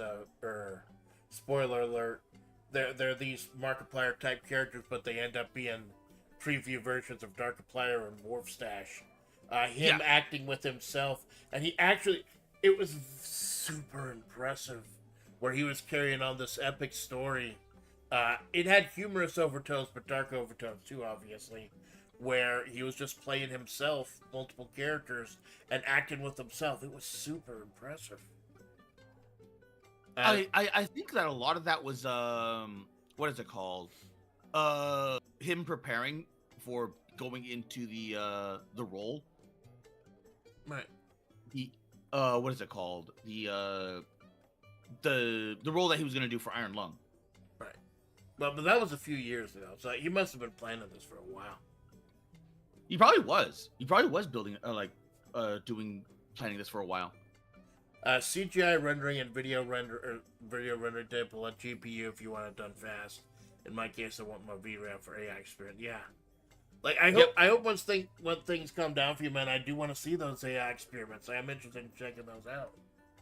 Like I am so blown away by how Malone here is really taking off. Like, you got people like Blastbox and everything making cool stuff about him. Yeah, we gotta really get taking off. Yeah, we gotta get Sensoka in touch with like Blastbox and Dragonlord, because they've been doing a whole bunch of AI stuff. Yeah. So because I know Blastbox and Dragonlord have been teaching me some things where I'm like, I did not know to do that when, making what's it called? Because you could like just ask like, hey, Grok, can you do this? And it's like, aha, doing it, and or like it'll give you like a prompt, and it makes the workflow so much better. You're like, oh my god, like I feel like an idiot for not implementing that.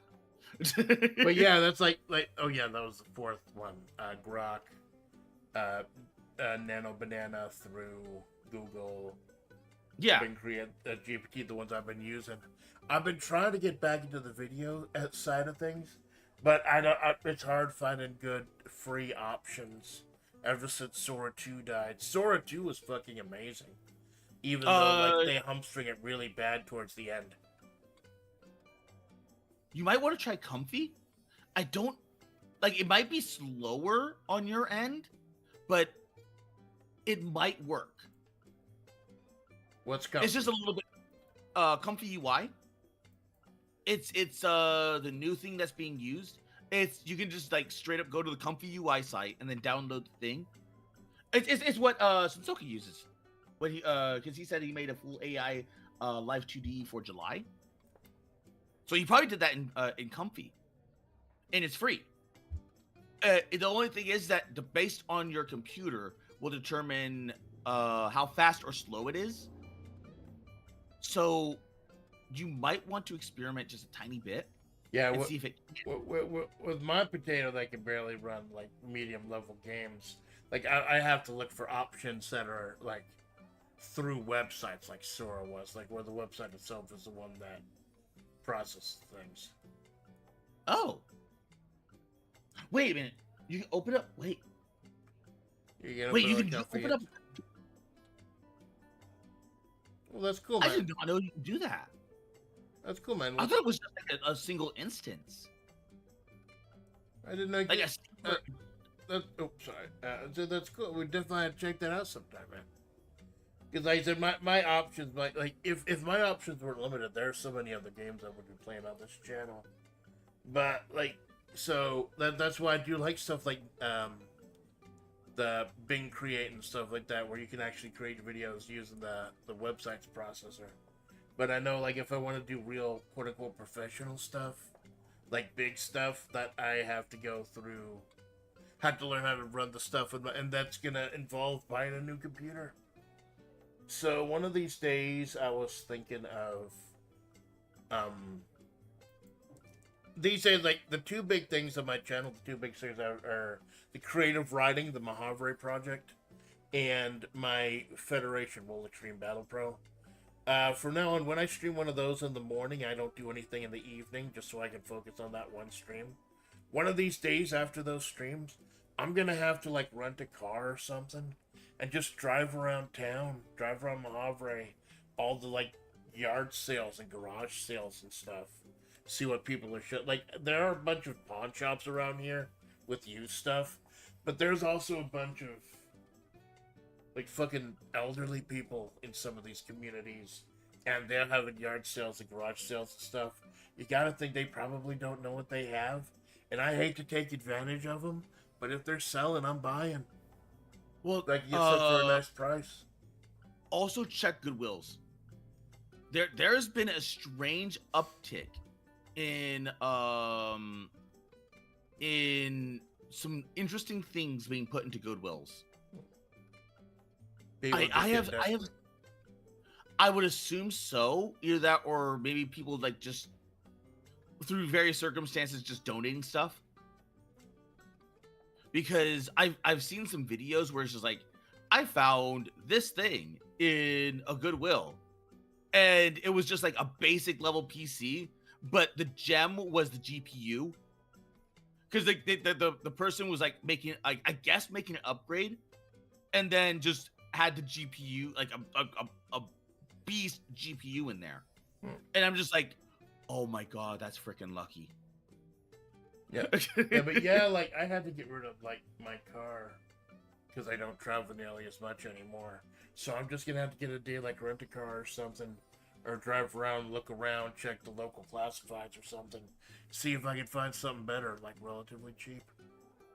Because like I do want to step up my game, but I also like I know like the meat and potatoes of this is collabs, Fire Pro, and creative writing, and I can do all that with the setup that I have, except for some collabs like I had to dip out of a Pete collab recently because I can't run the game on my computer.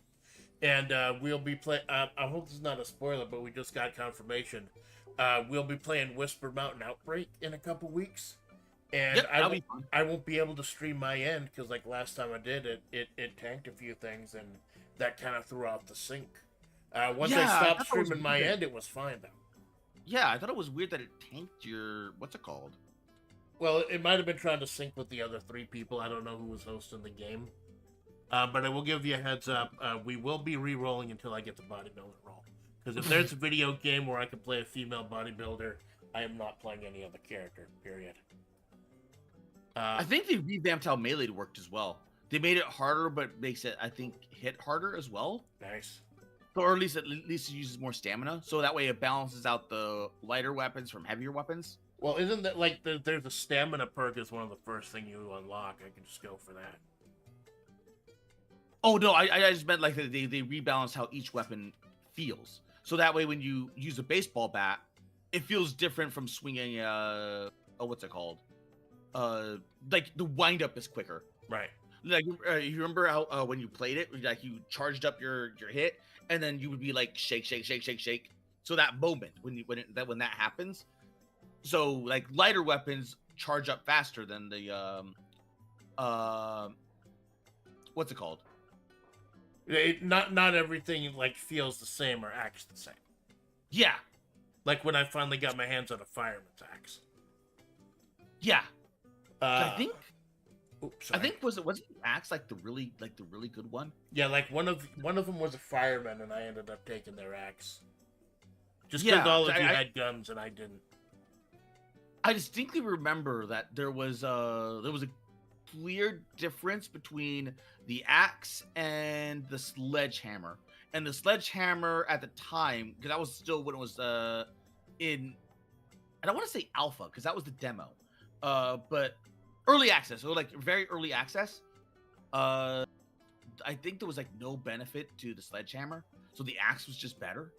Yeah. But it's been a while.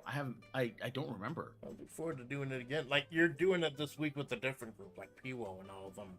So I'll have to keep a close eye on that. Problem like is with my new split schedule, I can't sit in unless it's like the very end of the stream.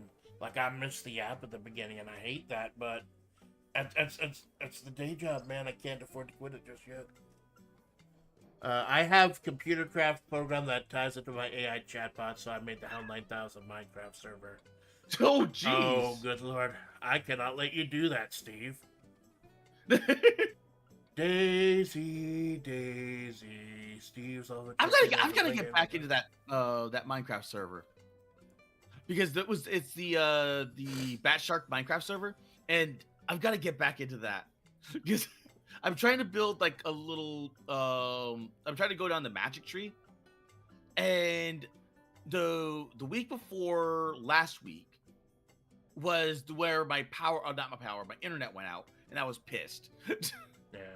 So I like that was my whole weekend ruined. So I just like sat there, played demos. And then you find out like how many of these demos and like other games need to require like online access. It's like, fuck me, man. If you do upgrade to a desktop PC, grab a cheap HDMI capture card for the laptop. Use laptop and the stream. PC's dead again. Well, I do have a thumb drive capture card that I could use for that, and I bought it for my. I need to stream this again. I have the Neo Geo Mini that has a bunch of Neo Geo games on it, and the Super Nintendo Mini that I did to do Kirby Superstar on, because I know Nintendo gets litigious. But I did buy like it's just a little thumb drive. You just plug it into the USB, and I was able to play that pretty well. And yeah, I could do that. I'll have to hold on to that. Gotta plug that in again sometime, though. Like Neo Geo, like I'll get my ass kicked if I'm using a controller I'm well with, much less that. Although it does come with a good controller that you can plug in. And the Super Nintendo one, too. It's like, I'm keeping my eye out for stuff like that, little plug-and plays.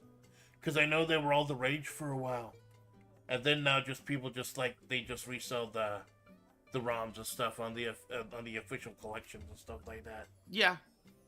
I am like so like, you know, I hate it when like, because like especially Nintendo, it's mostly Nintendo, but you have like the ROMs and then They're like, no, you can't use our ROMs, yada yada yada, and then they resell you the ROMs because they don't have the data anymore, or their data is corrupted or what have you.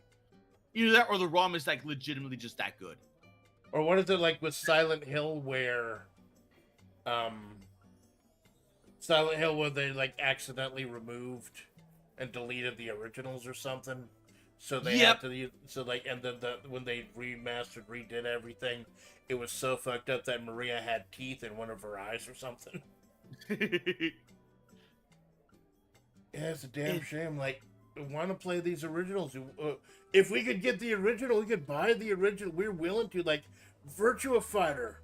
After all these years, there is no good way to play Virtua Fighter 1. There's no good port, arcade perfect port that's come out like 30, 35 fucking years. It's a damn shame because the first one's pretty fun. Like, I played the 32X version. It's not perfect by any means, but it's something. Huh. I don't think I've ever played like Virtua Fighter 1. It's like you're playing underwater. You're swimming, you're flying way up in the air, crazy high jumps. It was basically big for what it was, though, like the actual first real straight up 3D fighting game. It was it was great, but you do have to get used to the rhythm as opposed to a modern fighting game. All right. Just get the... Oh, they got a suggestion for you. Ooh. Oh yeah, don't forget. Oh yeah, no, that's you. Why am I reminding you of something you posted? What the fuck? Yeah. Oh yeah, it might. Yeah. Well, I was sitting there looking through my little folder, and I'm like, oh right, I don't have emotes in my Discord. Yeah, you just got the two that were from the FlaVR Discord. Yeah. And then I got the 4, which were... Yeah, I think I got 4. What were they? One of them is Sandy, a man duck, Guero, and Bronson, the strawberry guy who was like last year's April Fool's Day joke. I could probably get rid of a couple. Now the question is, like, if do you want to talk about the Caraverse, or is that still kind of like a W1? It's still a work in progress, but we can talk about it. Yeah, Kara's doing what I haven't had the balls to do yet. He's starting his own Discord, and we're kind of cobbling things together right now. And the question is, so like, I'm gonna have to make a plea to the people of Kara's like channel, like, if you want to really help the channel and help this community grow, like, put your money into like server, like, what do you call it, the boosts, boost the Caraverse, and stop putting all your money into fuckable goblins. Because if you it's the old proverb, if you teach a man to fuck a goblin, he'll be satisfied for a day. But if you give a man server boost, he will be your Discord kitten for a month or something. I don't fucking know. I haven't read the Bible in a while. How do I boost the server? I believe it's like $4.99 a month, or you get a couple free when you get Nitro. You click the thing at the top of the option, man. It says server boost. Boost this server and unlock perks for everyone. If you get Nitro, you get 2 free boosts. Oh no, it's not 1 for 1. Fuck. Level 1, you get 2 boosts, which is 100 emojis, 24 soundboards, animated server icon, better quality audio. Level 2 is 7 boosts, which is HD streaming, 50 megabyte file uploads, custom role icons, and server banner. Level 3 is 14 boosts. So you're paying like $70 or something a month at that point. There's a custom server invite link, 100 megabyte file quality uploads, highest quality audio, animated server banner. So I almost feel like starting out you'd be good at just level 1. Because you get the emoji slots, soundboard, animated server icon and better quality audio. Yeah. The custom role icons would be nice. Like, I don't know. Oh, they have a whole. Wow. Thank you, Discord. You're very detailed when it comes to stuff that people are gonna buy shit for. But when I need help, like reporting spam or shit like that, you never get back to me. Wow. Thank you for your fucking priorities, Discord. Very cool. They are very money orientated. Yeah, it looks like with level 1, you get 15 stickers. 2, you get 30. Soundboard. Oh my god. Stream quality. You could stream on Discord for all the stuff that would get you. Oh god. Gesundheit. Ah. For all the stuff that would get you dinged on YouTube, like showing anime. 720, 1080 on level 2. Ooh, shopping for interwebs. It's great. Video stage seeds, whatever that is. I don't care for Nitro, but I'm like, I might have to boost my server now.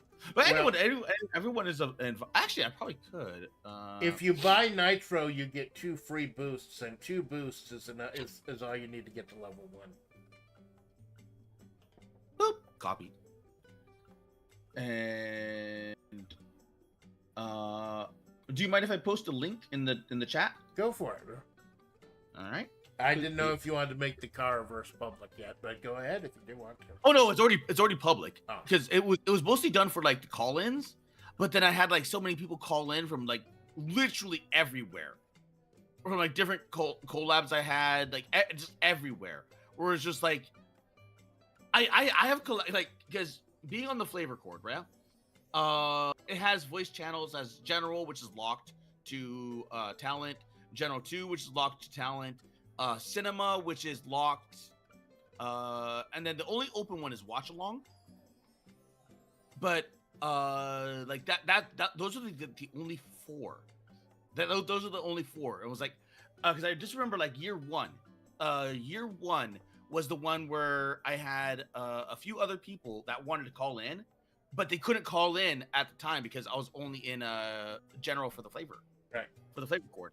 So I was like, okay, you know what? Year 2, I'm going to make it open, and I'm like, I could ask the flavor cord for having like an open VC, but I'm like, that could be trouble. Like, yeah. not like a bad way of trouble, but that could be trouble, like, because that's a big ask. That's a big ask. Like, because at the same time, like, if something happens in the flavor cord, that's putting the whole flavor cord at risk rather than just me. Right. I was like, okay, well, I'm gonna experiment with this and then see what happens, and that's where I was like, oh, this is actually kind of nice. Yeah, it was epic, man. Like, I was there the whole time. Like, my voice was getting a little better at that time. I was still kind of fucked up, but oh my god, it was a whole cavalcade of stars, man. It was amazing to have everyone coming out for like that big old yap fest, big old just good fucking time.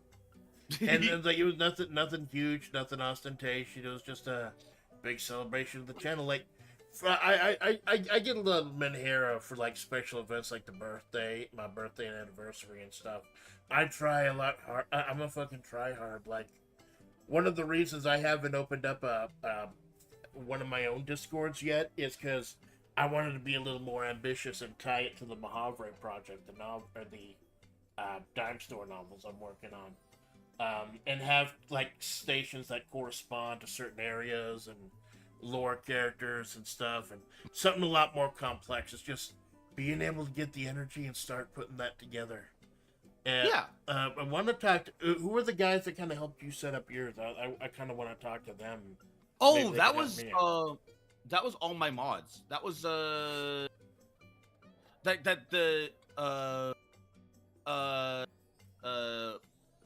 oh my god, Luna. That was also that renamed themselves to Eve of Lynn. I was wondering who that was. So that yeah, I was like, huh. So they're no longer the Luna Greatsword from I think it's Elden Ring. But They're no longer that. I definitely have Perv in there because he volunteered. I have Shadow, who's from my Twitch side, and I think that's it. Well, I know because I know you put in what was it, mod applications. Yeah. And like I said, that sounds like work, but sure. What are my qualifications? I'm awake when you're not. That's about it. Because like you're modded on my channel, but the only two people that are modded are like you and Sensoka, and that's just because you, Sensoka, and Jinx are like the three guys who are my channel most. So like if you see a bot or something, I know you'll be able to like squash it. But yeah, it's just things are really taking off, man. And I know you're trying to make this into a career, and if anyone can, it's you, man. And I look forward to seeing how it goes and being as much of a positive part of that as I can, man.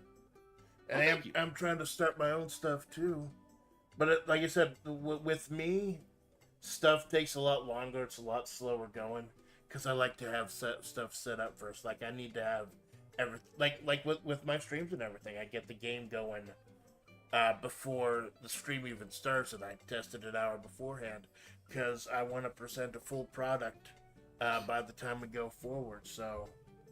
It's a preview for both of us. Expect huge things, baby. Like Zosimus Tarkus said, expect more to come. I'm glad Zos is back, man. He wasn't doing good for a while, but now he's back. He's streaming regularly. It's really fucking cool to see. Like, yeah, I think he got his mojo back when he started doing RuneScape. Yeah. It's just the classics. Like, if you're ever worried about what game you want to stream, just stream what you loved before you became a streamer. Like that's one of the main reasons I streamed FirePro, because I told this story before. Had a you always have to have your comfort games. Yeah, because like back in the day, even with no one watching me, Fire Pro Wrestling Returns, which World for Steam is basically just a revamp of Returns with the community and some extra story mode content. I don't think the PS2 one had a story mode, but I would just entertain myself by creating hundreds of characters and just putting on shows with them. And it's just me sitting in front of my PS2, listening to wrestling music that I burned on CDs and just watching that stuff. And now I get to share what I love with the world. And I think that type of thing is what helps me from being as Manera as like I could be, and as like I used to be during the first year of the project, is that there is a market, quote unquote. There is a base for people who love the shit that I love. Like people will come out if I play the hot shit, like with the whole Balatro Vampire Survivors thing. But there are people who will come out if I just do the stuff that I love. And I know the stuff that I love, I'm gonna be more enthusiastic about it than anything else, and I hope that shows. I hope that comes out. Because when you find something amazing like flavor, you want to share it with everyone, man. Yeah. I feel that that's probably one of the best reasons to be a streamer in the first place. I know there are a lot of people who do it for the money. You're in the wrong fucking business, Jack. Especially these days. Well, go back to 2020, buddy. But it's also about sharing what you love with the people who might love it too. Because it took me 2 years to start making money from it. Like I have ads on YouTube, ads on Twitch, and Kick does not have ads at all. It has only memberships and bit throwing. And YouTube, I almost have memberships. I have to stop. I really just have to stop playing copywritten stuff. So that way I can get. Don't you have to be 1,000 views also, or? Oh, that's for ads. That's for ad roll. But just for memberships, it's 500. But then you have to have all the copyright strikes taken down. Well, the copyright, not the copyright strikes, but just copyright stuff, and then you have to be clean. Right. You basically have to be clean. So the easiest thing to do would be to private all my videos with copyright stuff, and then just go that way. or I could just like go like a whole month with just no copyright stuff. Which I might do. I might stop playing like Teto songs and a few other things and go to like AI songs. Oh no, Teto. Oh, you've heard it here first, man. He's gonna divorce his drill-eared robot waifu. Well, some of those are copywritten songs because they're Japanese, and they copyright freaking everything. Yeah, it's a weird fucking thing. Like, I know, like, I'll probably never monetize them because, like, I get dinged for every single karaoke that I do, but I'm not stopping that. It's so tent over. It's so dumb. It's so October. I mean, I like my Teto. I do. But then I look at like my recent stuff and it's like visibility, good. But it's like audio. And it's like Tokyo Manaka, butterfly, fire. And like it's a whole bunch of other like little things. And it's like, huh. You got to get together a stream-friendly Teto playlist. A Kasane list, as it were. Yeah. Meanwhile, I just got on my BGM from YouTube Music.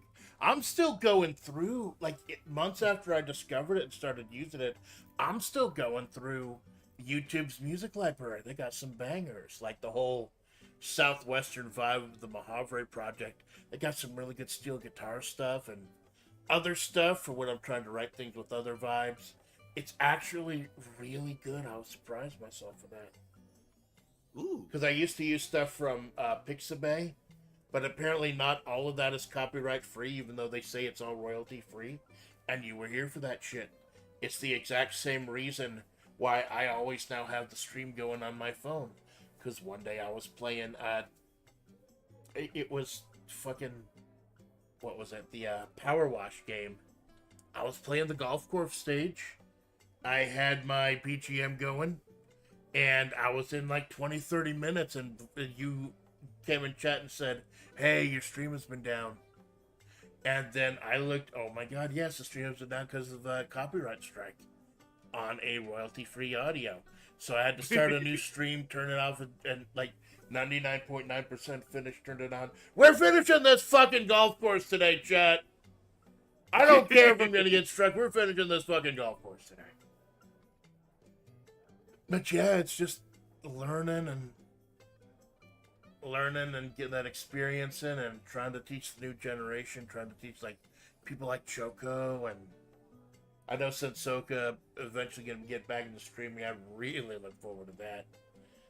Hasn't been any like new members of FlaVR for a while, but that might just be because of limited access to the Dead Sea Scrolls.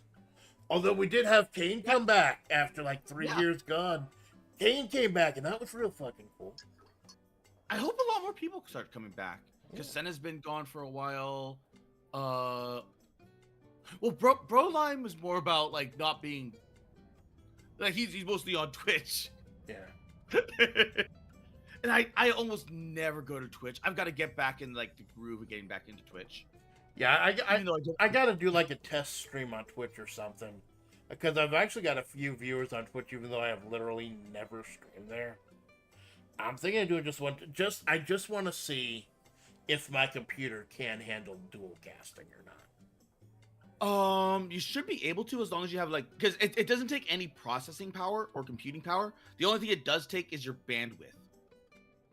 So as long as you got a good internet, you're generally good. Yeah, I think I got pretty good internet. Like I do pay extra for business level internet.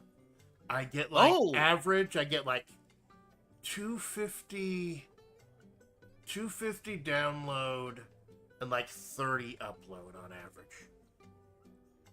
Yeah, the upload is what you want. The upload is what you want because you're uploading. Right. If you're paying business, then yeah, you should be good. So you probably could do a dual stream, just a test, and see how it is. Yeah, because I know exactly what game I'd want to test out. And I think I showed it to you. You may have Marbles? played it one. Yeah, Marbles on stream, where you go to Twitch and everyone who gives out a notification in Twitch, you put a marble in it, and then it's just like a big old pachinko machine. It's great. I've got to play more marbles. I've got to play more marbles because I missed the community event with marbles. Yeah. Like I didn't know there was a whole thing. gotcha thing. I just thought it was like a little goofy community thing, but not. Apparently, it's like you can earn points and get upgrades and shit. Well, kinda upgrades, sort of upgrades. Like different balls and stuff. Yeah, I mean they're not like upgrades, but they're like they're similar like golf with friends. Right. To where it's like it's all what's it called? It's all cosmetic. Right. It's like you're not gonna do better because you got a cheeseburger on your ball. Yeah. Believe me, I know. I lost every fucking game that session. You and Kane have been kicking my ass through many things. Like, did you see me and Kane playing? I sucked him into playing Red Dragon Inn. I'm trying to suck his. If you want to collab, any of my collaborators out there want to learn Red Dragon Inn, I'll make time to teach you the game. I want to play more Red Dragon Inn with more people. We've got to get more people for Red Dragon Inn. Well, anyways, maybe not just like Red Dragon Inn, but like make it like a game, like a tabletop games night again. Yeah, and then we'll bring like Red Dragon Inn and then another game. Yeah, like there are a few different ones I could look at, like some of the old classic ones I had. Like there's a version of Clue called Master Detective, where it's Clue but it's for 10 people, because it's like 10 people, 10 weapons, 12 rooms. Takes forever. But yeah, him and I were playing the first game. I forget who I was. I was one of the hard level characters. He was one of the easy level characters. And he ended up doing like 6 damage to me, I think, after I'd already knocked him out of the game. Where like I could mitigate 4 damage, but he ended up just killing us both off at what's like he turned what could have been a victory into a draw. And holy fucking shit. I got a little heated, man. I got a little fucking heated.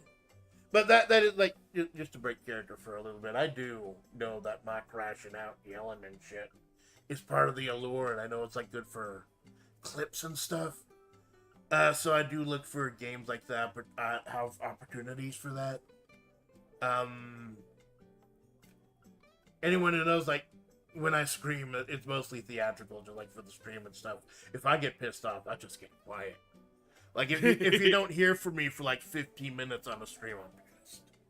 Or my voice has been plugged, because that's happened before too. Like, what was it? It was you, me. It was a guy that almost never streams, but we were helping him out because he was chilling at an airport for a while. And I think it was. Oh, we're talking about. Wait, what? It was a bunch of us, and like, I think it was 100% orange juice that we were playing. I gotta play that again too. That's on the back. Like, I really want to play orange juice with someone. But I had to dip out because I was feeling sick, and like orange juice was tanking my computer. That should have been the first sign that something was wrong. Orange juice was tanking my computer. And it turned out that like the AC had died and it was like 92 degrees. So like it was the heat just tanking everything. So I just gotta be careful, man. I'm a little fucking stupid. Like this happens at work too. Like when I'm focused on something, like I get laser like focus, and like I ignore a lot of other shit going on.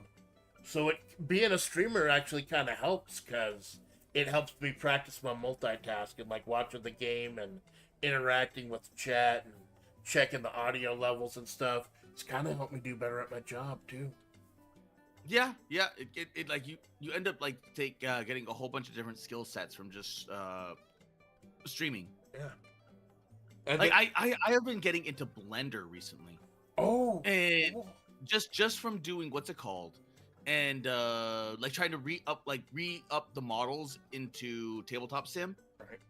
And I have yet. I need to sit my butt down and just do that because I downloaded a few more what's it called, 3D models and a few other things, and I kind of want to make like a little folder of like just little miniatures Oh, that I have. are you gonna be making like a flavored D&D or something? That'd be cool. I've been thinking about it for a while, but it's like the biggest thing is timing, Yeah. or like because you have to find the right game, then you have to find the right group, and then you have to find the right time. Like the time is going to be the big thing. Getting 4 to 6 people together once a week with everyone's conflicting schedules and stuff like that. Yep. That is the big thing. Hello. Hey, Dragon Lord. Thank you for stopping by, my dude. Yeah, I was thinking of like it was like not to spoil anything, but it would be a supplemental thing to the project, like a bunch. Like I've had Kara and Choco and Sensoka show up in the Mahavre project before, side characters, but it would just be them going on a little adventure, and it seems like it's not tied to anything, but it's in Mahavre, and at the end, the big revelation is that it has something to do with like one of the side characters, and what they do actually affects the story. Yeah, I'm just being vague now because I'm still working on it. And I've actually found out about something. This is one of the tabs I have open. And don't give me shit, I've only got like 15 tabs open. You fucking monster. It's called the 5-room dungeon. It's a basic setup for like basic dungeons. I'm pulling up the results right now because there's a few different websites. You can make a basic dungeon in any tabletop game with 5 different rooms.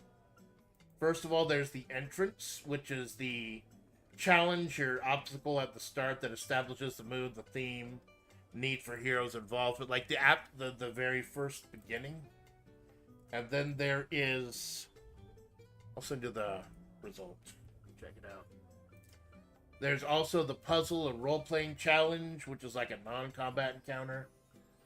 Then there's the trick or the setback, a trap, red herring, resource trading encounter. Then there's a big fight, big old the boss battle, quote unquote. And then a reward, a revelation, or plot twist at the end.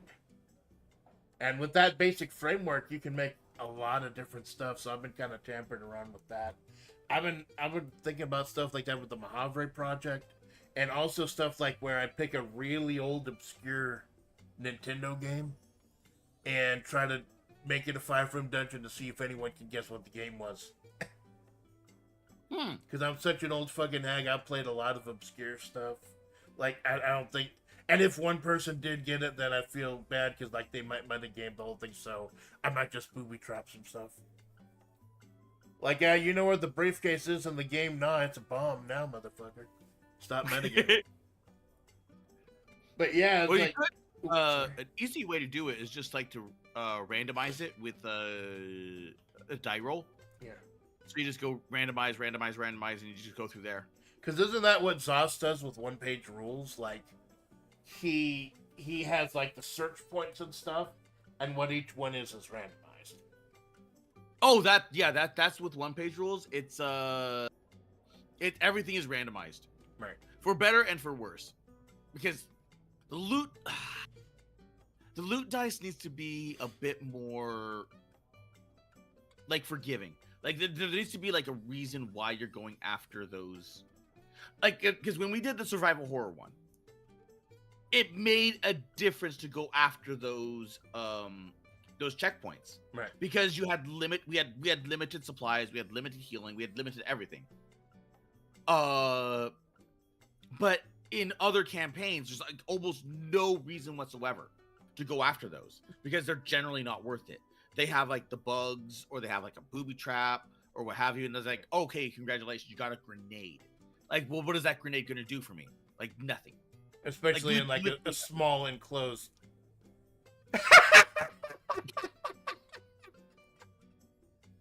There's only grass in this dungeon. Who's that gray-haired fellow with the... Oh my god, yes. Now I'm going to be determined to fit Robert Landolt into my whatever I do. It's going to be Robert Landolt. You're going to meet him at some Oh point. my god, that's. I got like that was like a club, like an actual club. Nah, like I've actually. It's funny you bring that up because it's fucking hilarious. But also, my love for like I've been playing more Neo Turf Masters again, like offline because what was it, Combo Breaker a couple days ago? Minato was showing me like they were doing live Combo Breaker. Like it's a whole bunch of fighting game tournaments and stuff. And the moment I got off stream a couple days ago, like he sent me a link to one of the live exhibitions of Combo Breaker, and they were just playing Neo Turf Masters. And of course, both of these these high level professional players were playing Robert Landolt. Because I tell you, Landolt is the best player in the fucking game. Second longest drive, very good stats otherwise. Unless you're like a god at Neo Turf Masters and you can get away with the Brazilian guy, you want to pick the German. The Germans are coming, baby. And we know they're coming because we've seen Malone's pictures with the head over the nipples. The hell you have. But well, yeah, we've seen your fucking AI. I gotta show my AI folder sometime. Although I only organize mine by month. There's some cool stuff y'all haven't seen. Like I pulled this one out. Like it's me in my sledding game outfit, complete with the hot chocolate on the head and the accessories I purchased for my cart. But like, cool. There's also like I know there's protocol on, like there's no NSFW allowed on the FlaVR Discord, and there may be on the NSFW allowed on your Discord or not. Because like I know it's probably a good idea to segregate any NSFW stuff just for like security purposes, and I don't know what Discord is going to be doing about 18 and up verification with the licenses and stuff. So that'd probably be a good idea because, like, Amanda is androgynous, like kind of middle way between male and female. So even with that, half the time, like most of the time, it's almost impossible to get anything sexy concerning her. And just like it's caught by the orange dog filter, shit like that. So they're like, Amanda's not meant to be sexy. Alpha Splats, however, like 80% of the time I gen out stuff with Alpha Splats, she's topless. Like if I don't specify something she's wearing, like she's topless. Because like apparently like the AI must just think it's a woman's head on a guy's body, which is partially what I'm going for. But it's just like there's no nipples either, which disturbs me. Like, do I make it canonical that she has no nipples just so I can go ahead and use some of these pictures? I don't know. That's a good question. Yeah, well, it's just. I mean, that's like part of like the process of like how or where you want to take the character. Yeah, because like originally I was worried that like I might scare people off with like that hypermuscular female generation with alpha and everything. But, like, she was front and center on that thumbnail for the Fire Pro stream I did a few days ago that did huge numbers, so, like, I'm not scared. It's like, it's not like feet pics or anything. It's like, it's surprisingly vanilla. It's just obscure. Well, I like the buff character is an archetype. It is like what are those things? Like the the muscle mommy thing. A fetish. Yes, yeah. It's a fetish. So like it's gonna like hit people. Yeah.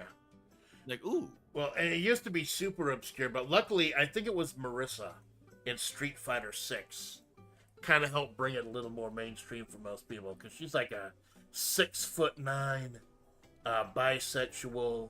And that's canonical. That's not just fetish or anything. Like she makes out with both Manon and Zangief in their story modes. Big old powerhouse pancratium, and I like it because she's not the grappler of the game. Like she's got a grab, but she's mostly about using those giant limbs to hit from all the way across the screen. Carl looks tomboyish enough to be whenever it wasn't. If it wasn't by the knock, yeah, the knockers will do it. Draw some lines on it and say it's a skin color tank. That's a thought. Or what I was doing was some of the gens I have, the spicier gens, have alpha wearing suspenders. And like nothing else. So at least that area would be covered. If we go the sexual route, Kara's definitely in the bottom of the images. Thank you. Thank you, Dragon Lord. Very cool. I gotta be careful what I say because I don't want to violate my own channel rules. Like, I will say very, very, very politely, I love y'all coming out for Malone and supporting him, checking out, but you might want to do just a quick glance at my rules. They're a little bit stricter than his. Like, no politics. Like, I don't like the R word. And just, like, try not to be too creepy with the sexual stuff. And we'll be good. Like, be chill. Like what was it that Brian Zane says? Like what you like, don't be a dick. But yeah, I'm a little bit harsher than other people. Oh, my bad. No, you're cool, Dragon Lord. You're cool. Just like, I just wanted, like, before things get a problem. Because, like, I know anything fucking goes on Malone's channel. Almost anything. You guys need to be a lot more lax and chill. Yeah, it was like, because a lot more, like, especially, like, with my Discord. My Discord, I know I want to be a lot more, like, lax and chill. Because it's like, okay, like, I have the, like, what is it called? The self-promo section. And it's like, oh, it's all there. Like, all the self-promo is there. Yeah. I get, I see the self-promotional area in a lot of Discords. I'm scared to use it. I feel like even though it's literally there to promote yourself, I feel like I'm going to be a dick if I post it there. Like, if I post all my streams there. Yeah, it's just there. It's just there to, like, have everything there.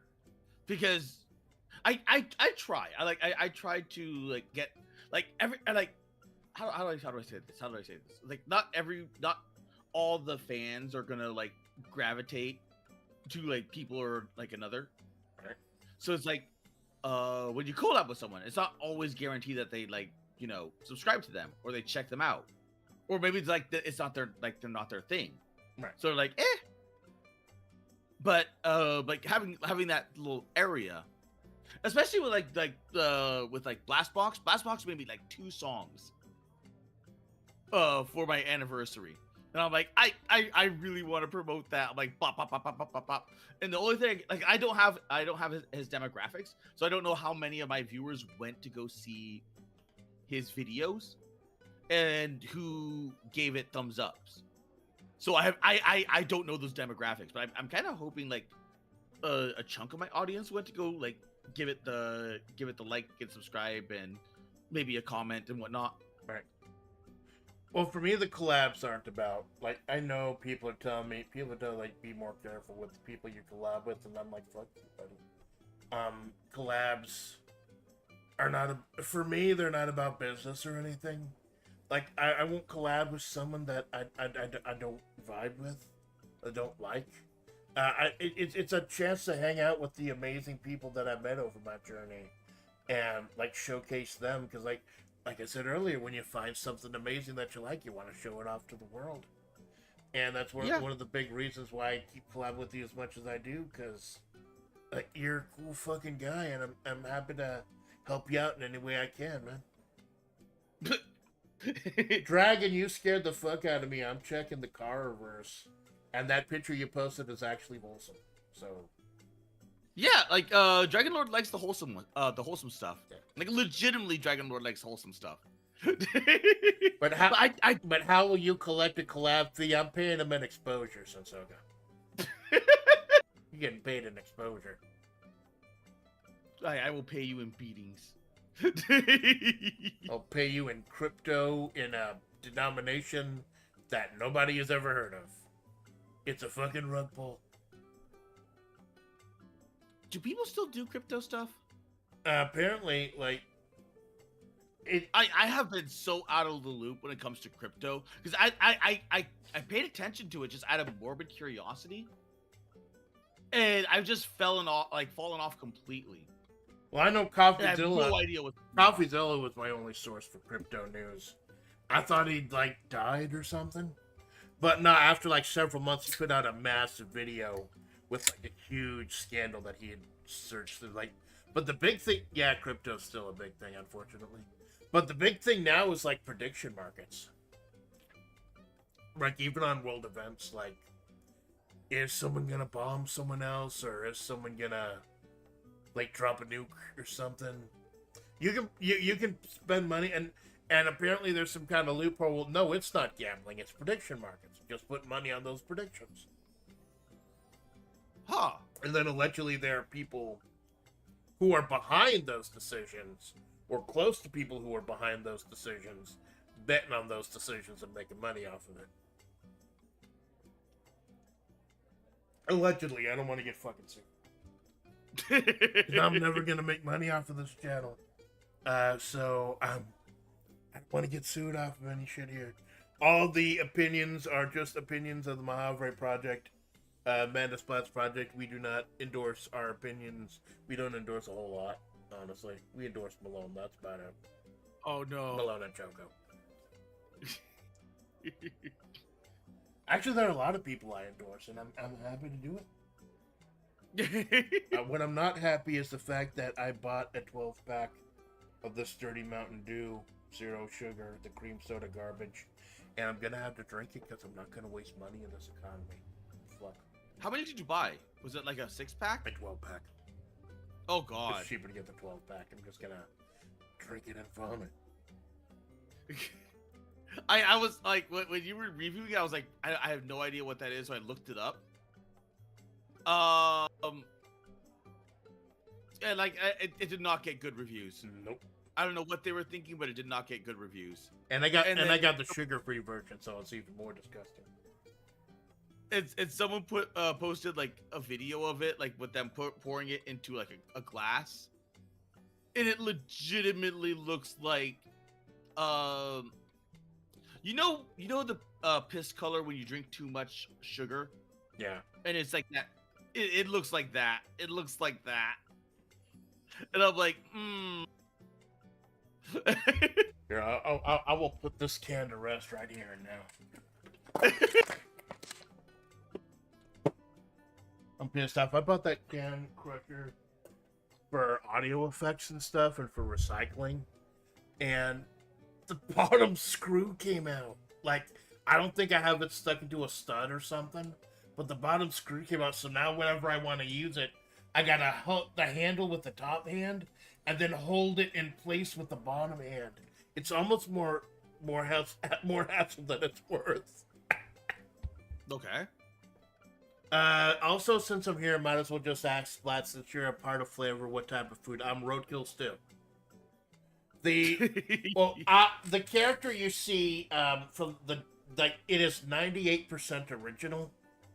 Like just the bare minimum was taken from the Dead Sea Scrolls, like the yellow and black color palette, and being a roadkill, and that like everything else is original. So I just like took a tiny bit from FlaVR, but the initial thing said roadkill stew. Basically, I keep going back to what Zosimus Tarkus said. He put it beautifully. Whenever anything dies, it leaves a mark. And I am a collection of the marks that were accumulated on Route 22, this stretch of desert highway in Mahavre, this autonomous desert region in the southwestern United States. Many things just ground under wheels. And one day there was just an eagle that was checking out what some buzzards were eating on the side of the road, and the buzzards threw the eagle underneath the truck. And the eagle's soul was about to join the other marks on that road. Turns out, though, the truck was an isekai truck. So when that soul was coming back to be isekai into the body of a magical girl, it took a lot of the other souls that were reaching for it with it. And you get accumulation of a magical girl who was also roadkill. So, like, the upper body was still there, but I was clawing on my forearms through the desert, my guts hanging out. It was not cool. Until I met Sanrubi, this emissary coyote goddess, emissary of the gods who had been hanging out trying to fix the problems of this tainted, disgusting eldritch desert. She found me. She patched me up because she was shocked about like what would bring me to life, what would what that truck did to me, and she wanted to see if she could reverse engineer it. So, as manipulative coyote spirit as she was, she could take many different forms and has over the millennia.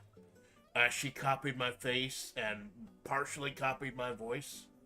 And for like several years, I was just following her around doing what she said.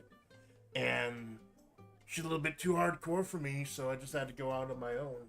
She's still part of my life, still a big part of my life. And if you want to know more about the things we got up to, check out the Mahavri Project. Once a month I do creative writing. And if you want to catch up, like I always reread the story at the end, so you can just fast forward right to the end. I just like that comment. I hope I'm never in a position to needing to eat roadkill. Nobody does. Nobody should eat roadkill. Like really, like there's glass. Like if something gets run over, there's gonna be glass. There's gonna be oil. It's not good. But Malone knows about roadkill. I actually do. I sadly do. Why don't you tell him the story before we do Sledding game? That story is a long story. I probably should retell it some other time. Yeah. Long story short, like when he was being a butcher's apprentice, someone asked him how to do roadkill. And I was like, so you know how to handle roadkill from long way back. Free glass, yeah.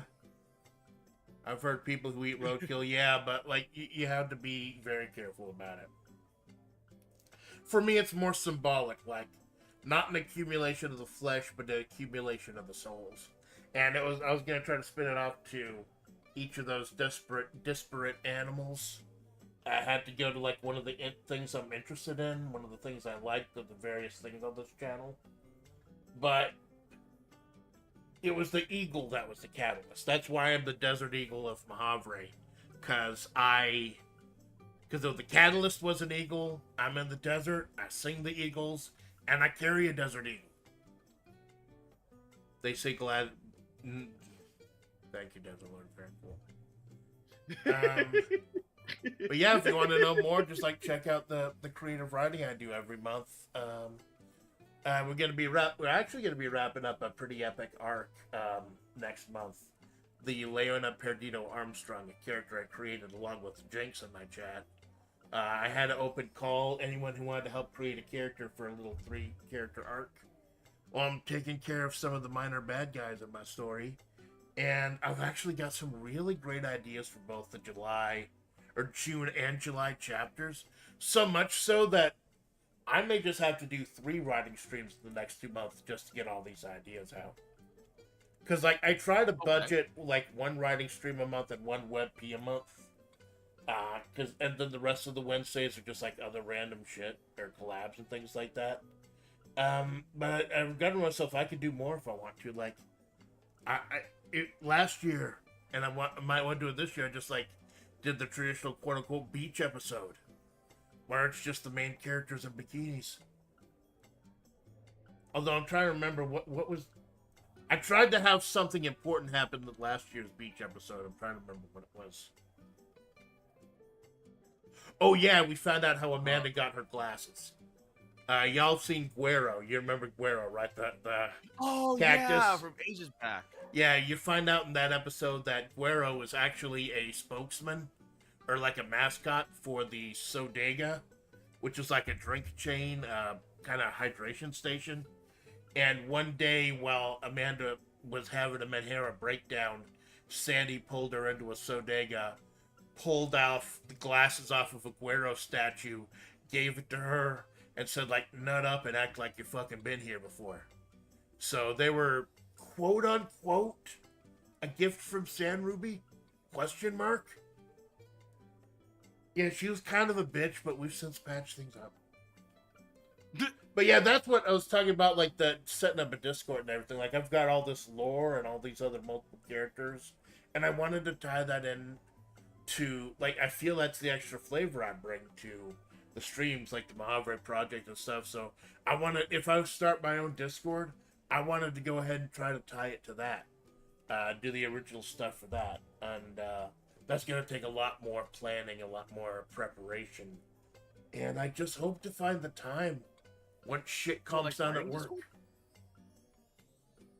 Well, yeah, I hope to have a writing section. Like, I know Zoss has been doing a lot of writing recently. Like, he submitted a couple stories, and the dude is really good at setting up an atmosphere. Oh, okay. Yeah, like you can check it. I don't know if you're in his Discord, the Hall of Champions. Yeah, I'm in the Discord. Yeah, this is Discord. Yeah, he's really good at like setting up a atmosphere, which is like one of the best things you can do. So I think it's cool. I'm just so happy. Like, I don't know if it's simple. I'm just really happy to see the people I care about are doing good, doing great. And I'm happy to see that you're really taking off, man. And you know, I look forward to this because I know you want to turn this into a regular thing. Because like if I was confident enough that I could do this as a job, I would too. But like, I'm honestly surprised I'm making it as far as I am. You've got a great community around you, man. Like, yeah, for all the shit that I give Perv, and he deserves every single bit of it. He's a good guy. And he's like, he's always chatting you up, keeping that chat fresh. I bring, oh god, I'm gonna I bring up how, you know, the VOD watchers are precious, like people who just lurk and stuff. It's great, especially like during the writing streams where I don't interact a whole lot. But if you want to chat, just don't be afraid to just say something because we're always happy to interact. We're always happy to hang out. Just make sure you read the rules first. Kind of read the room, know where the line is. But we're always happy to have you.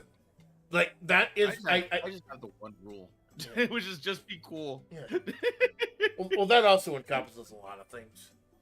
In fact, I think I should probably retool my rules sometime. Like, I just copied some of Nicola's and added like one or two of Mother Tiffy's as well. And I should probably retool them sometime because like I just copy them from previous streams. Like maybe I'll do that for like a bonus or something. Kara is a funny Babani. Hey, I hope I'm a funny Babanikus too. Because like, yeah, I know y'all are out here for Kara, but you know, I do shit too. Nah, like, I know I'm a minor character. Like, I know I'm a side character in the Karl Malone story, but I'm happy to have y'all out here for me, just as I was out here for Malone. Because Malone is fucking going places, man, and I'm happy to help.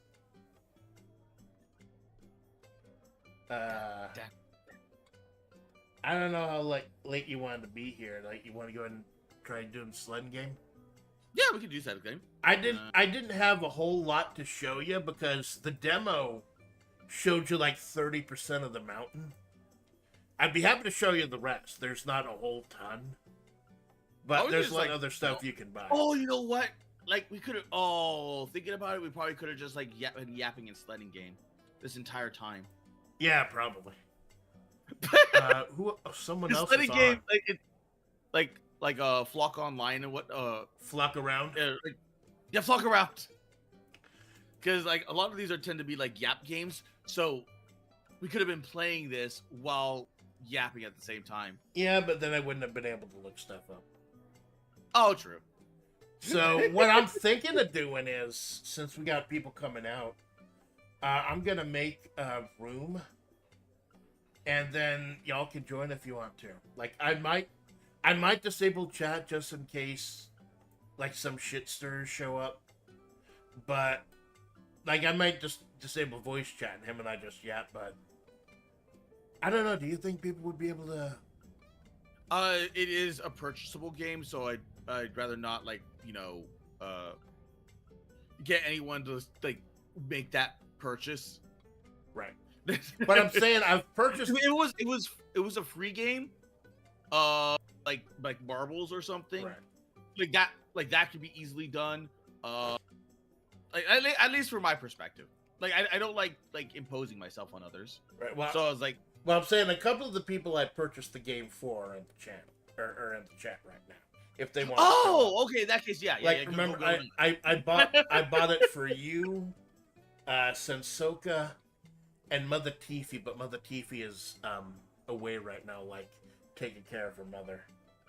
Yeah, a lot of people are on like either vacation or personal time recently. I've noticed that. Like so many people are just like, like surprisingly gone. Yeah. Well, I'm trying to load up the main stage right now. It's loading. Want me to host or you want me to join you? It'd probably be better if you hosted, because it's like you probably have the most strong connection. It says like on the screens like good the connection. Okay. So like maybe open a room with like 8 people maximum, like with invites. So we can like, but I'll just make public room name Kara. All right. Like all lowercase. All right.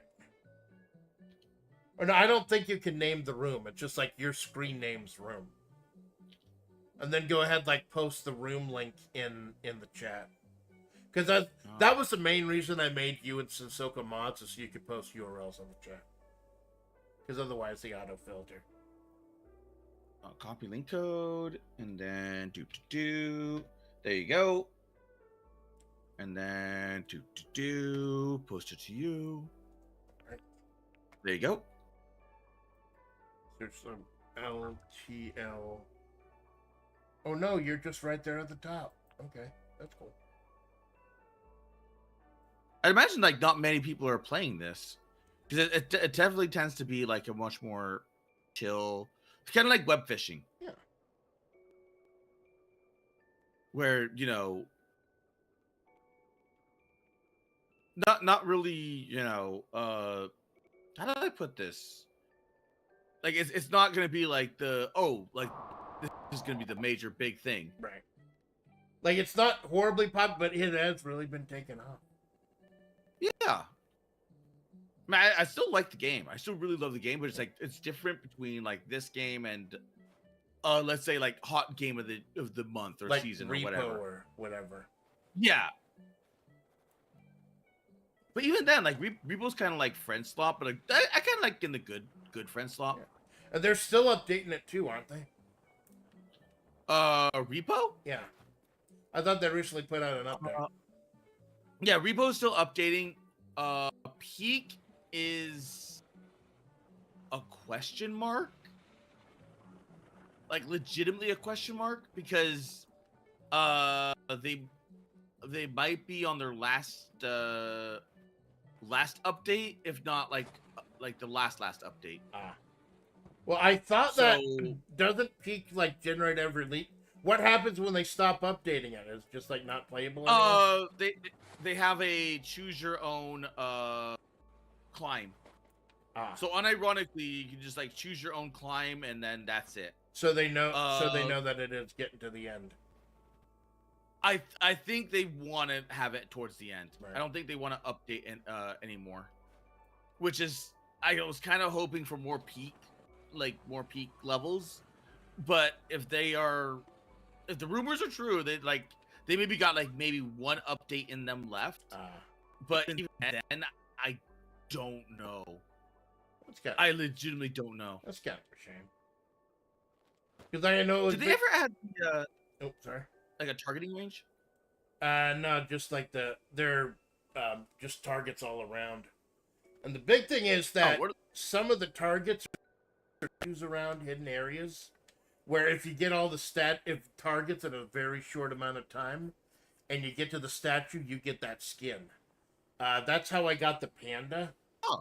Because I actually had to have a guy help me get it. Like, it's almost impossible to get the panda on your own unless you're really fast. But he stood by 2 of the targets and hit it. And then I hit the 3rd one and got it. It's actually really cool. But yeah, you can... Or if you get a cup of hot chocolate... See if there's hot chocolate, you can throw the cup, too. I don't like that. I was hoping, like, there's little trash cans around here. Where you could, like, just throw the cup away, but no. Maybe they're biodegradable, and maybe the cups are made out of snow. Ooh, target practice. So I guess you just throw snowballs at the targets. Yeah. It's actually really easy to make points in this game if you know what you're doing. And you can make a bunch of points, and that's how you get the cosmetics and some of the skins and the sleds and everything. Like, I just got a ball. Like, you spend like 500,000 points and just get a ball you can crawl into. Problem is that when you try to do tricks and get points, you get a lot of points if you stick the landing and get a good landing, like as flat as possible. And unfortunately, I don't know where to land on the ball, so I always get bad landing. But I'll show you, we'll go over here first to the chairlift on the right. I wanted to show you a couple, because like the last time we played was the demo. The full mountain is unlocked now. Yep. So the first place I wanted to take you was this chairlift. Because once we get on here, you see there's the big old skate park there. Ah, I can see it now. I get a little hot chocolate first. I gotta watch the taste of this fucking cream dew out of my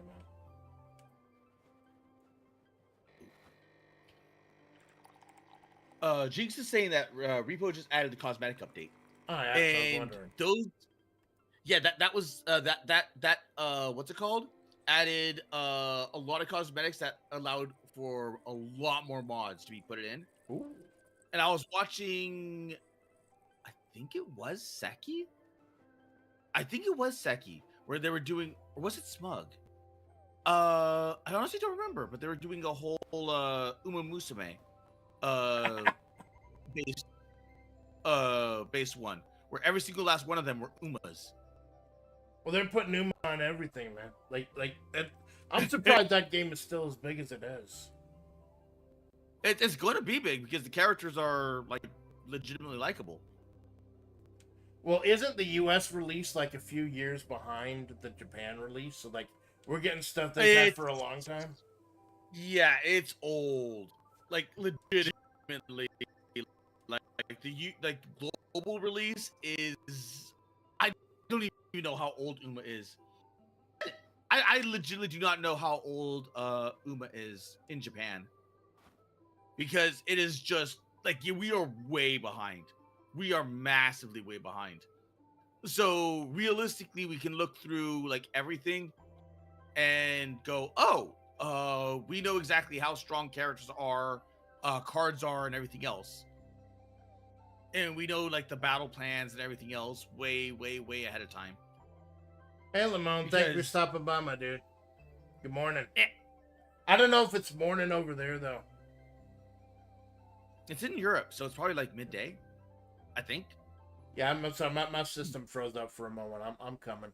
I'm on the road up there. But yeah, you can actually grind rails here if you get the timing just right. Ooh. And then there's actually one on the left I wanted to show you as well, where it's like nothing but turbo boosts. Like you go super quick. Oh, okay. And if you pull out the map, you can see where the other players are. Like someone's already in here with us. Well, it's afternoon now. I hope you're having a good afternoon, my dude. I did not stick the landing. Oh. Well, that's the thing with using the ball. You get a lot of air time, but I don't know how to get the good landing. But yeah, it looks like if isn't it snowboard park. Isn't it just like the same thing where you're in the ball and you just roll? Yeah, but then you don't know where the bottom is. Oh, do you need the bottom to like do tricks and whatnot? If you don't just like roll? If you stick the landing and land perfectly on the bottom, you get a massive bonus. Like if you see good landing or great landing, it's like I think it almost doubles your score. Like I was able to get 17,000 off of one jump because I stuck the landing.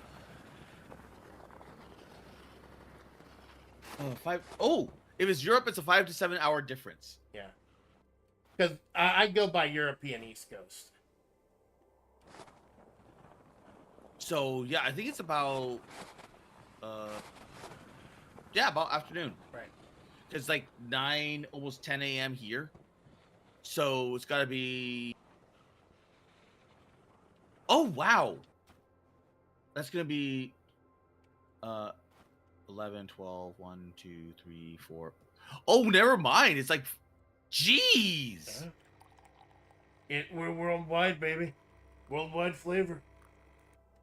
I have a cool out with so many Europeans. I oftentimes forget, like, you know, like the time period, like the time differential. Yeah, well, what was that one website you used with the clocks? Oh, there's World Time Buddy, and there's also Hammer Time. World Time Buddy just allows you to like link all the times together, Right. to where you just like at a glance know what the time is. Right. But Hammer Time, and there's another one which is like Discord timestamps or something like that. Right. Like I forgot what the site was. But it allows you to like pinpoint a time down. And it's really good for collabs. Yeah, it's really the good one for with like collabs. the sliders on. Yeah. And it allows you to just like set everything up, and like everyone knows, because the time is based off of it links your Discord, because your Discord is connected to your time zone. Right. So it links all that together. So when you post that into Link, it should show up as your time zone. Well, isn't there a thing on Discord where like there's some kind of quote unquote code or something where if you type it in, then other people just automatically see it in their time zone? That's Hammer Time, I think. Ah. I don't know if like Discord has like another thing on it. If it does, I do not know about it. But if there is, they would have made things a lot easier. I know it has like a back end thing to where you could put other things into it. Right. So where are you, man? Are you down by the skate park? Because there's a third person in here. I'm in the skate park. Ah. I'm just trying to like hit the, what's it called? I'm trying to hit the Trying to hit the what rails are they? properly. Yeah. Because there's someone up by the tent in the middle of the area. Yeah, Sensoka. Oh, cool. I was like, hey, Sensoka, man, like, you want to come see us? We able to hang out? All you do is, like, you just press tab and you can see who's in it. Yeah, or you pull up the, it actually lets you pull up the map. It shows you where other people are. Okay, is there a chest here? I want to... Usually there's a chest either at the bottom or the top of the... Oh, here it is. Where you can change your outfit. Like, the treasure chest is where you can change your carts and outfits and stuff. Put them a hot chocolate. Okay. I earned the hot chocolate mug by drinking 100 mugs of hot chocolate. Oh, jeez. But, you know, in real life, you do that, you're going to have to pee, but I think otherwise you'll be fine. I freaking love hot chocolate. I probably would do that just if I had enough hot chocolate and milk. Like, just by happenstance and, you know. Well, if you want to save time getting up somewhere, if you hold down, you can plant a flag. And then if you hold up, like on the D-pad, I don't know what the control is when you're using a keyboard, then you teleport right back to that flag. That's what I do when I'm doing the trick, the Nape of the World trick to get like 17,000 points. It's just because when you're in the back, basically you fly off the back of the world is what you do. And if you go out of bounds, the Yeti will kick you in the nuts. So you have to teleport out before the Yeti kicks you in the nuts. Oh, okay.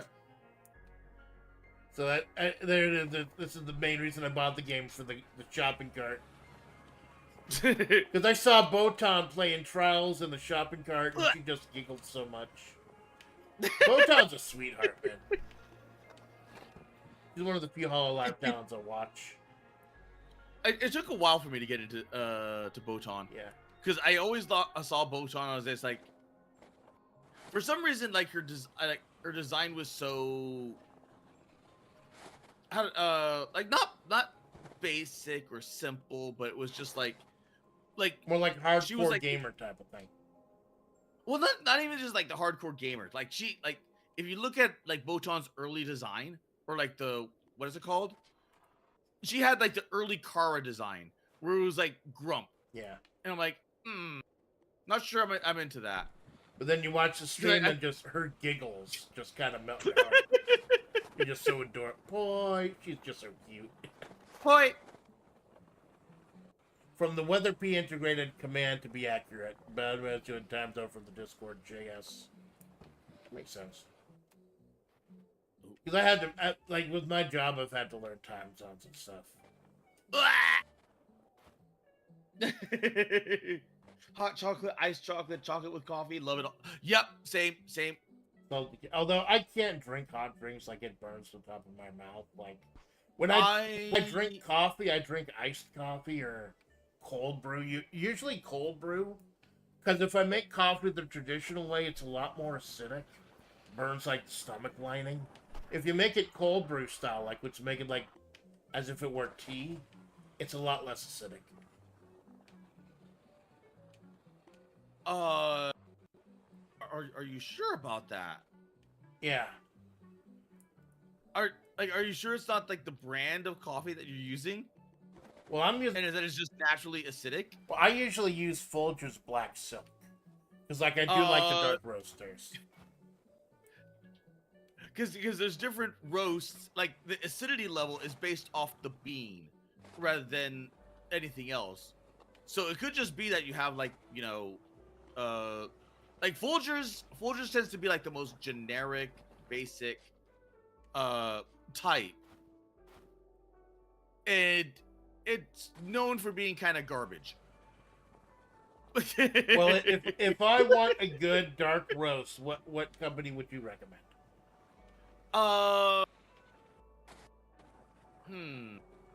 Honestly, I don't like chocolate in my coffee. I don't even use sweeteners in my coffee. Well, I'm of two minds when I drink coffee. If I need to wake up and if I'm drinking it to wake my ass up, then yeah, I will just get black coffee. But if it's for a special occasion, like I'll get the monster coffee with the sugar in it or something. Like if it is one of the few occasions where I allow myself to have sugar, I go full in on it. I have to actually legitimately give it some thought, because I know a few dark roasts, and I could recommend like some like pods. Well, but if it's not, can you make the pod without the machine though? Because I don't have any of the machines. Yeah. Like what I do, I actually have a French press, which for those who don't know, I'm going to be, by the way, while I explain this, I'm going to be going over to the purple arrows. There's like, if you look at the left side of the map, there are purple arrows. Those are built-in speed boosts. So there's like that one tunnel we can get like really, really good air even without any tricks or anything. But what I have is a French press. For those who don't know, it's a big container, but it's also got a filter built into the top. So you stir in the grounds, and you mix in the water in the grounds, and you just set it there for 12 to 24 hours. I usually go 24. And then you put down the press, and it presses down the coffee grounds, and it just leaves the coffee itself above. It's actually really cool, because I just shove it down in the morning, and I just pour myself some coffee, and I'm good for like 2 days. French presses are really good, but French presses, I think, it's been a while since I used a French press. I think your French press, you want coarser grinds. If I remember correctly, you want coarse grinds for a French press. And then you want like finer grinds for like a pour over and yada yada yada. Right. Or like the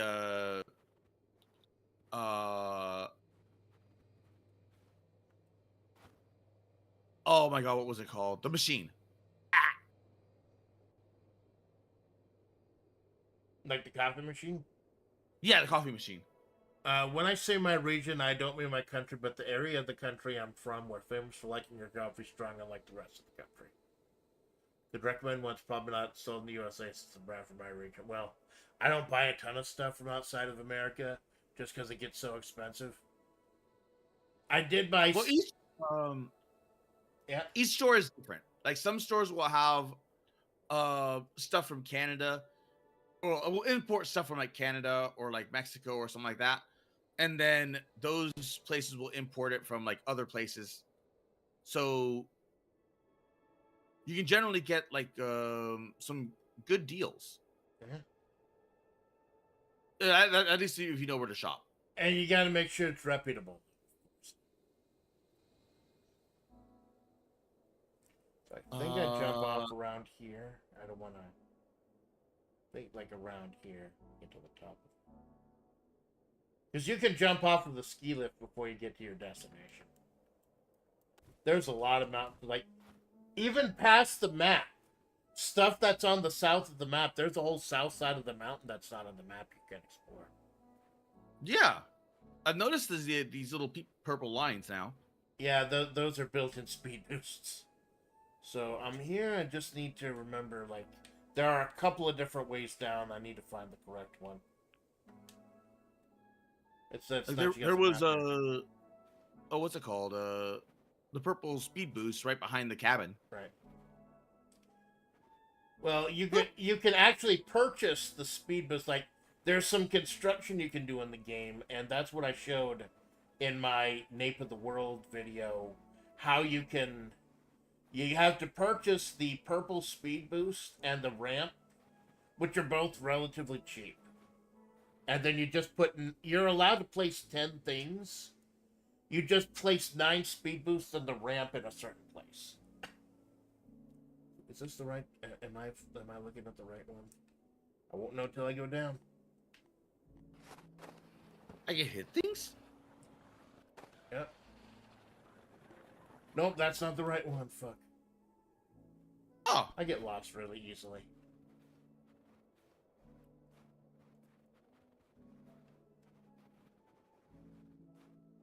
I didn't realize I came with a fishing net. Yeah, you can buy a fishing rod. And apparently fishing is the easiest way to make points in this game. Like, you can get a whale and stuff. Like I said, there's a lot of the DNA of this game, of web fishing in this game. See that? Just sledding instead of everything else. Right. And fishing is not like the main mechanic. I think this is it.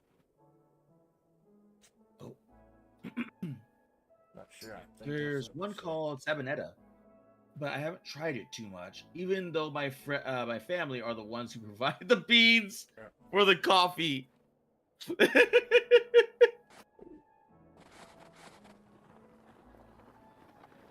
Is that the right one? Ah. Yep, this is the right one. You just go down. You notice when you're going down, it just goes faster and faster. With me when it comes with coffee, like there is the what's it called, the like a specific type like that, like I like making my own bean and then doing all that, like the actual process. But realistically, you can't do that every day. Not if you got other shit to do. Yeah. That's why like making coffee took so long. So since then, we've switched over to like the pods, right? And we found this like really nice little place that sells pods, and it gives you in like a box, right? And it was like, ooh, these are actually really good. And I think they have like free coffee as well. Ooh. But man, I don't remember like the name offhand. You gotta watch out for free coffee though. We had free coffee at work, and it's like a little bit revolting, but it does its job. Oh yeah, the free coffee at work is generally going to be pretty bad. Yeah, or because it's free. Because they're buying it in bulk. Yep. Little. But then you get some like really good coffees, right? Because they're just like they got it in a mixed box. or like one of those like, what are they called? The testers. Right. Found a stat. I would give my input, but only drink pre-powdered mid-roast would be irrelevant. Yeah, everyone's got their own thing, man. Like, I'm not a sommelier or whatever, barista by any stretch of the imagination. But, you know, if it does its job, it does its job. I don't think I've aligned these properly. You may need to do a little navigating.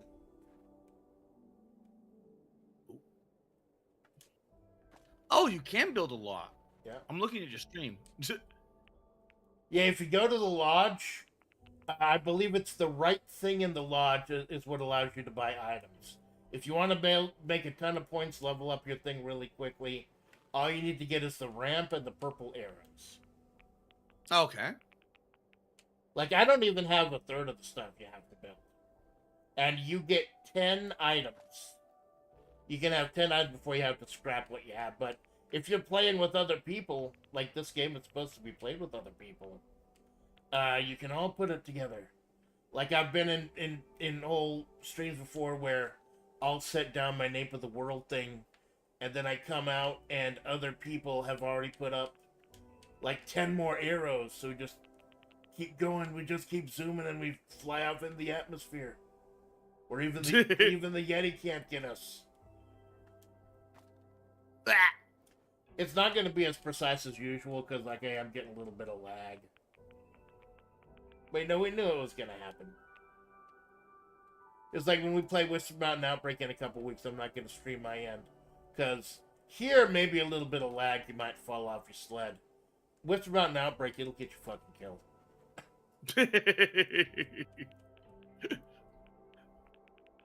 That is true. That is scary but true. And at the same time, man, like it has those moments. It has those moments where you're just like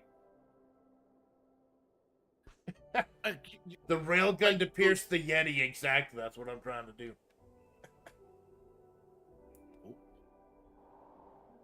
It has those absolute like cinematic moments. And it's designed with those in mind that makes it really cool. Yeah. I'm picking up speed. Can I hit the ramp? Can I get it? Nope, not. I'm fucking up. Try it again. You can try it as many times as you want. It's free. Like I said, there are several different ways to get points. Like, but you're basically gonna earn everything you need just sledding around, hanging out. It's really a nice progressive system. You can get stuff easily if you want, but you also earn it naturally.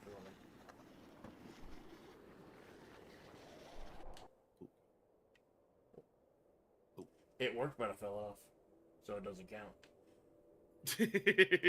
And I go through the world. There's anyone who bought the game. There's actually a glitch right now where if you use the cannon to teleport somewhere, the Yeti kicks you, you'll probably end up falling through the world. But if that happens, that they just put you back at the lodge and give you an extra 1,000 points for your trouble. Like, if you really get stuck or really get fucked up, just pause the game and choose teleport to the lodge. That's always an option. Yeah, I didn't hit it really good, but something. The music sounds really good. The music is truly amazing. Like, I want to buy the soundtrack once I got a little money, because the guy who composes here, I think his name is Wrigley. I'm not sure. But he does amazing at getting the weird little atmosphere this place is supposed to have. It is just really good. It just really adds to the comfy atmosphere. You can drink hot chocolate with your friends. You can yeet yourself off the lodge with your friends. You can do whatever you want here. Oh, Jesus Christ! What did you do, Malone? Oh, I got a ping. I got several pings on Discord. So I'm like, you know what? I'm just fishing right now in a fishing hole. I'm just gonna sit here and enjoy the fish. And I go like, okay, you know what? I'm gonna check my Discord. And there's Dragon Lord with a cup of coffee. Dude knows what he likes. I'm gonna try to hit this a couple more times. What time is it? Oh, it's not even 10. Well, it just turned 10. Well, 10:10. 10-4, good buddy. See, can I hit this while I'm on my side? I may not have this aligned properly. If you're having issues, like if you fucked up the alignment or something, you go to the little wrench in your options and choose the mallet, and you can use the mallet to break down anything you've already built. I'm honestly surprised there's still whatchamacallit? Like everything carried over from the demo. Yeah, I'm super happy that my progress from the demo carried over. Like, the dev said he didn't know if that'd be doable or not, but for most people it was. That was cool. The dev does listen to people and take their concerns in mind, so that is whenever you find a dev like that, I try to support him. Like the guy who did Berryborns, like the one gacha I used to play back in the day. Whenever I had an issue, he always got back to me almost immediately, and I could see him patching stuff I suggested in real time. So, like, that was the only gacha I ever put money into. It was like $8 just to, like, get rid of ads and get access to be able to put parts of my character for free. But it was more about supporting the dev than anything. I've never even heard of that one. I've streamed it like once or twice. It's basically like the most simple of dungeon crawlers. You go through a series of rooms with a series of monsters, put a series of parts together. It's one of those things, like, it's super basic in its structure. It gets complicated with all the parts you can put on. Now I got some vertical air. And the thing is, like, trying to put together the proper combination of parts so you can break everything. Ah, okay. Like, my Saint character has an ability where she's more powerful the more HP she has. There's a skill called Overheal that will let you have more HP than your max HP. And if I can hit that just right, I can have like 10 million over 100 HP. Oh, Someone just okay. throw a... Oh, hey, it's okay. How you doing? Bye. Yeah, I think the lag or whatever it was loading. I think she can try to hit it now. It's lead. Ah! I don't know if they're properly aligned or what. Maybe that's the problem. They look fine to me. I did not stick the landing. I so did not stick the landing. It's kind of hard to stick the landing, yeah. I just saw like a blue what's it called? A blue thing just zip past me as it fell. Well, when you do hit the landing, I'm thinking, like, I'm getting just a little... I was trying to go all the way at the top of this slope. Hey, Sasuke, how you doing? I was trying to go at the top of the slope and try to hit the arrows. It might just be almost worth it just to put the flag closer, just try focusing more on hitting all the arrows, because I'm not getting all of them. I'm trying to min-max my sledding game strats, and I'll end up in a fucking tree in my shopping cart. That's great. It just I will do this offline a couple hours. I'll just wander around this beautiful little mountain, have this amazing, beautiful music going, and I'm just a panda in a shopping cart for a half hour. I don't have to worry about how fucked up the world is. I can just ride on my shopping cart on the mountain. Hey, Sasuke, how's it going? No, that wasn't Sasuke. Holy crap. I got it. Think I got it. That's some of it. Oh. When you get in the air, when you get some air, make sure you spin diagonally. Because that's how you get the most points with the amount of spins. And you know you've got good air if the game says, okay, that's too many spins, I'm going to limit you. Who's this? A random person. Asheville Arctic Simulator. Sound. Nice to meet you, man. I think I had the microphone off in game because I didn't want to get double audio for the stream. I think it's M. Oh fuck! Sorry, dude. I didn't know. My bad. So sorry. I just ran into the motherfucker. Oh no! And that's what I get for my karma. I just fall off. Is it worth going all the way down? Is it worth going all the way, or should I just start here where the arrows start? No clue. I don't know where terminal velocity is. Terminal velocity is velocity that you die at. Thank you, Malone.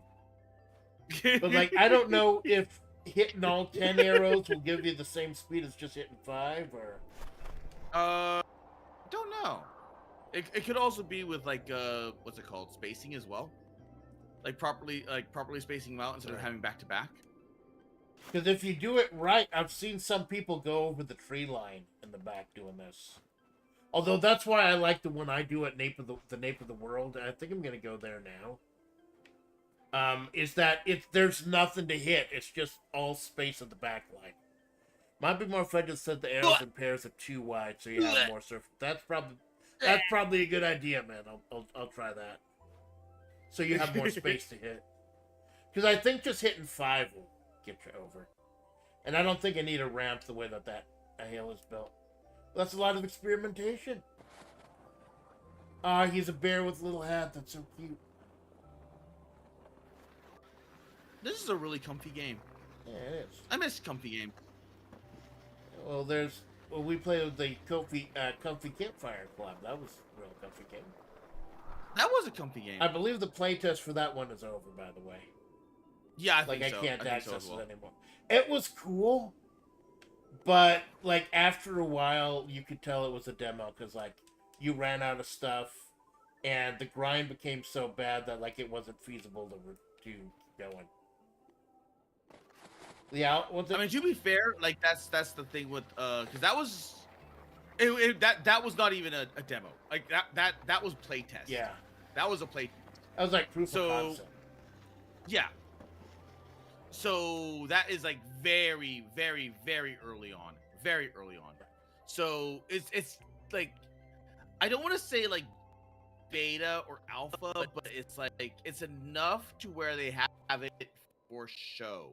Or they're willing to show it out for like other people. Right. And that's where it becomes like the big thing. Well, they blatantly said like there may be like stock assets in there. So I don't know what was stock assets or not, but it looked cute to me. Again, for some reason the stock assets and all that other stuff doesn't bother me. Yeah. Like strangely enough, it just never bothered me. As long as it's used properly. Blam! Eat shit! Oh, Jesus fucking Christ, Malone. This is not OSHA compliant, man. I'm not wearing a hard hat. I got a little hot chocolate on my head. That's not gonna save me from traumatic brain injury. You know, traumatic brain injury, which explains half the shit you do. OSHA can send their little hit squads after me.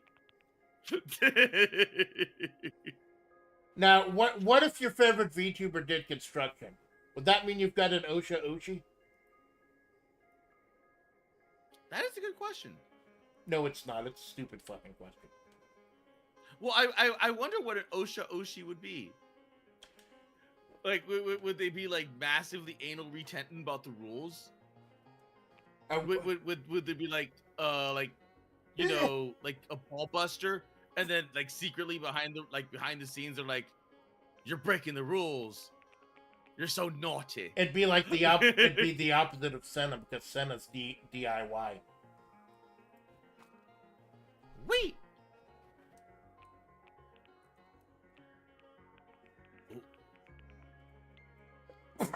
The sinuses are acting up again. Holy crap. Whoop. Yeah, allergies are pretty bad. Right. Of course, once the allergies said, that's when hurricane season starts, and people on the East Coast got to be careful about that.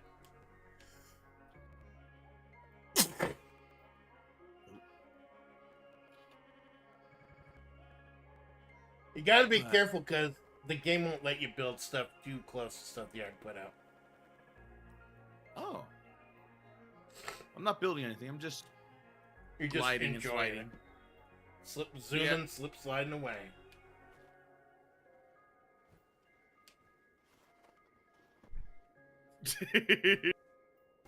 For fuck's Just sake. enjoying the roll. Just Enjoying rolling down the fucking hill. Yeah, I'm trying to build something for my children here, save for generations. This is my artistic masterpiece.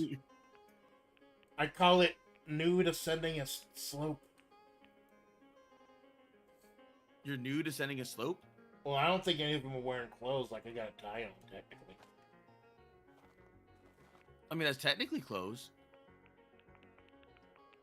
With the bears, It's not much like, clothes, but it's technically clothes. bears, so like they're fine. They're anthropomorphic animals, so it's fine. What about frogs? Do you think frogs would just like die out in the middle of the snow? Probably. How do you think like frogs live? Kara, you filthy. What's the idea of being awake at such an hour? That's people like me. Hey, perv. Yeah, well. That's part of going gobble mode. Like just a special little gorilla, like a chill stream. Yeah. Well, it's not a That- gorilla. like- We've had this planned for like a couple weeks. That's not a gorilla. No. It wasn't planned for. Was it planned for a couple weeks? It Yeah. was planned like 1 week ahead. Yeah, but gorilla means like you're not warning anyone that you're going on. It's like it's a surprise. Like you're a ninja. I just can't agree through. The car needs to be Medicated. medicated. I refuse. I refuse to be medicated. 2 to 15 years. Oh, Jesus Christ. Thank you for the legal update, Dragon Lord. Bam! Cannon.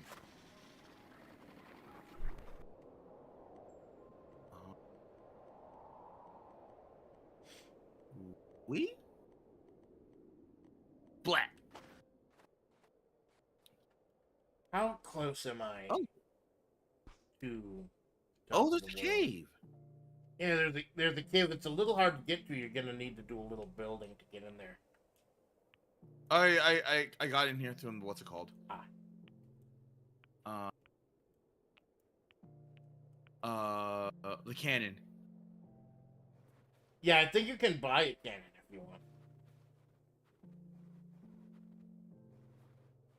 Can I burn myself? Probably. I cannot burn myself. I'm gonna teleport back to the lodge and then get up to the place I could show everyone how to get a whole ton of points. But You're making some fascinating noises, Malone. Well, when you get shot out of a cannon and that cannon just sends you directly into a tree, and you're just like, Well, did it send you through the bottom of the world? Because that's what half of them are doing now. Like, they're working on that glitch. Because the cannons are the easiest way to get up the middle part of the mountain. oh, I did not. So what I'm doing right I'm is for people... I'm just like smacking the. I'm like smacking like directly into the side of a tree. Well, if you purchase the zip line or the purple arrows and the ramp, you can basically put a ramp anywhere. But I've found the place where it's like the most economical. It's gonna take a moment to get there because it's such a big mountain. Apparently, you can get a lot of speed as just like a flopping down the side of the hill. Right. And a lot of it has to do with what sled you choose also. They're like different physics for the different sleds. Oh no, I'm talking about like non-sled. I just chucked myself into a cannon and just flung. Ah. You don't get any points for that though. You don't get any points unless you're on the sled. I'm sled maxing. I understand. He Naru's the Hodo. Naruhodo. He hasn't Naruto fucking Hodo in his life. I have problems with Naru the Hodo sometimes. I get the brain. I've actually had brain fog pretty badly over the last couple months. I don't know what it is. Maybe it's my sinuses or whatever. Just like things don't make sense for a moment, but eventually then they do. Like the blood starts flowing to the brain again or something. Maybe I'm having a seizure. I don't know. Isn't that old age? Probably. I don't deny I'm a fucking hag. Man, it's better than the alternative.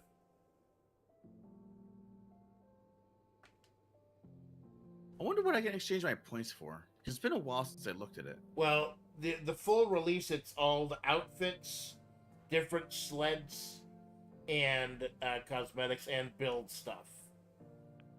Okay. Once you get the sled, leveling it up, if you level it up, that means you can change its color. There should be a painting table in the lodge where you can change the color. And the higher your level is, the more you can, more different colors. Like I maxed out the sled, so I maxed out the golf cart, so I got the gold golf cart. Oh. Like I even bought the bus too. The bus is horrible and unwieldy, but I think you can get multiple people on the bus. Like if you're talking about, I'm at the nape of the world right now, and I'm gonna try to set up the sled here or the thing here again. You can't just do it straight down because there's a tree right there. So you got to do it around the tree. So anyone who was down there by the green ramp, I'm sorry, I had to go ahead and take down all those arrows.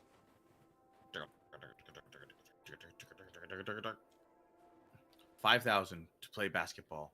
5,000 for a spin. And the tickets the tickets you buy cosmetics for your sled.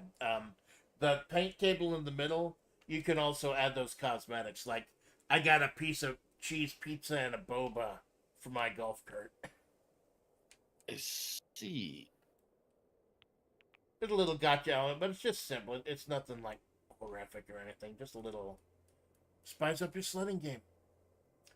I'm guessing Splats is old. Yeah, probably.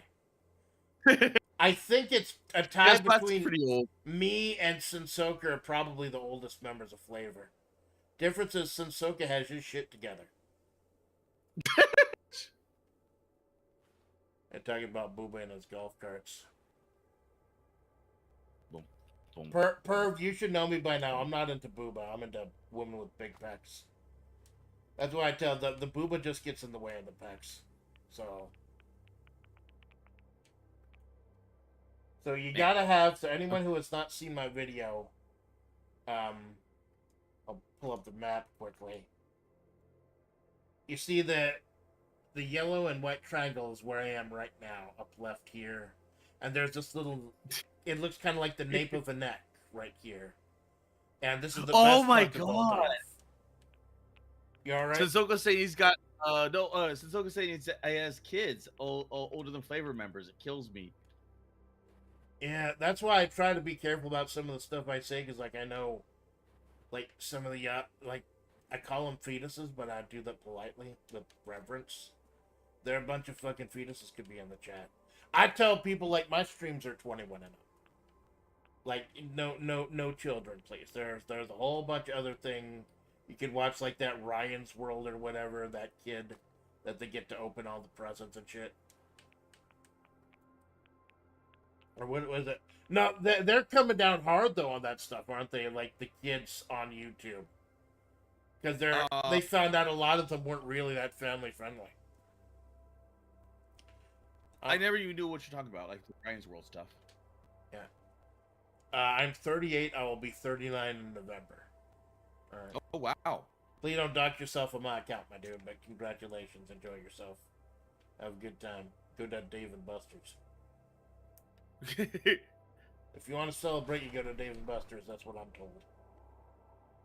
Now, Dave and Buster's pretty good. Now, I'm not going to get as many points as usual because I'm in the bus, and the bus is pretty heavy. But it's still a good way to get a lot of points. Then the Yeti's about to kick me. Yeti's coming. Gotta get the fuck out. Oh, that was close. Almost got Yeti. I now have 24. Carl was caught sniffing Chad again. No, that's just his sinuses. What is this? Oh, that's a big gotcha pool. That's a big gotcha pool. Oh yeah, you're not joking. They actually do have like straight up gotcha here. I'll be at the Sell. lodge in a moment. I'm selling my fish. I'm selling fish. Yeah, fish are like, Fish. as much as it is fun to do the ramp launch and everything, the easiest way to get money is the fishing. I got a heart. I don't know what the heart did. So you go over here, over the table, and you choose your sled. You can actually place the items that you have. You can like choose their horizontal and vertical orientation. It's the thing with the stars on it. You pick the item, and then you can like. That's why I'm able to do my golf cart. It looks like I'm holding the pizza and the boba, because I just oriented them horizontally and vertically into where my hands are. It may take a little practice, but it's amazing customization. I actually see that now. That's actually kind of cool. So you can actually customize your thing to an actually like good degree. Yep. See what, like I've bought all the stuff I need now. I'm just trying to buy everything. What else can I buy? I'm just flaunting my my points. I want one of these gold ones. I'm gonna play some more. I'm just gonna buy all the. Come on, spin a wheel. Come on, spin a wheel. Spin a wheel. Do me no wrong. There we go. I Spin a wheel. have purchased every single construction thing. Like I said, it's great that they carried the points over from the demo. Yeah. I'll buy a whole bunch of hats, even though I'm perfectly happy with the hot chocolate on my head. Perfectly happy. Scarves. Boop. Maybe I need some new glasses.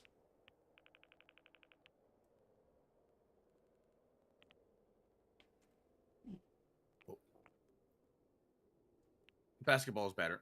Basketball's a lot better for points. And of course, if you want to, Or like if you want to change over, there are actually chests between the shops. You can go ahead and put your stuff on. Oh, those are very dignified glasses. Did you find your glasses yet? They weren't perfectly round, but they were close enough. Like I like the shutter shades though. Like I gave Sandy the shutter shades. You can play darts, or you can have there's a competitive hot chocolate table. It's like DDR. Yeah, we played that during the demo.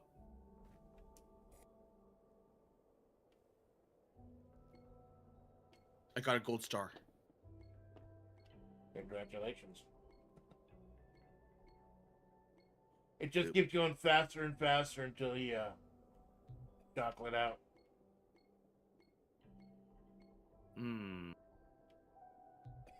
Star.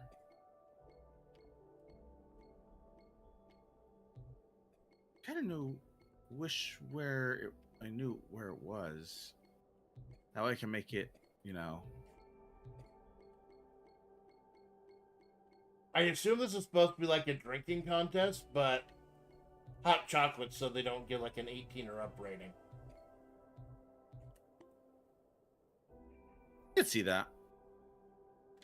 I got a shit ton of points for that.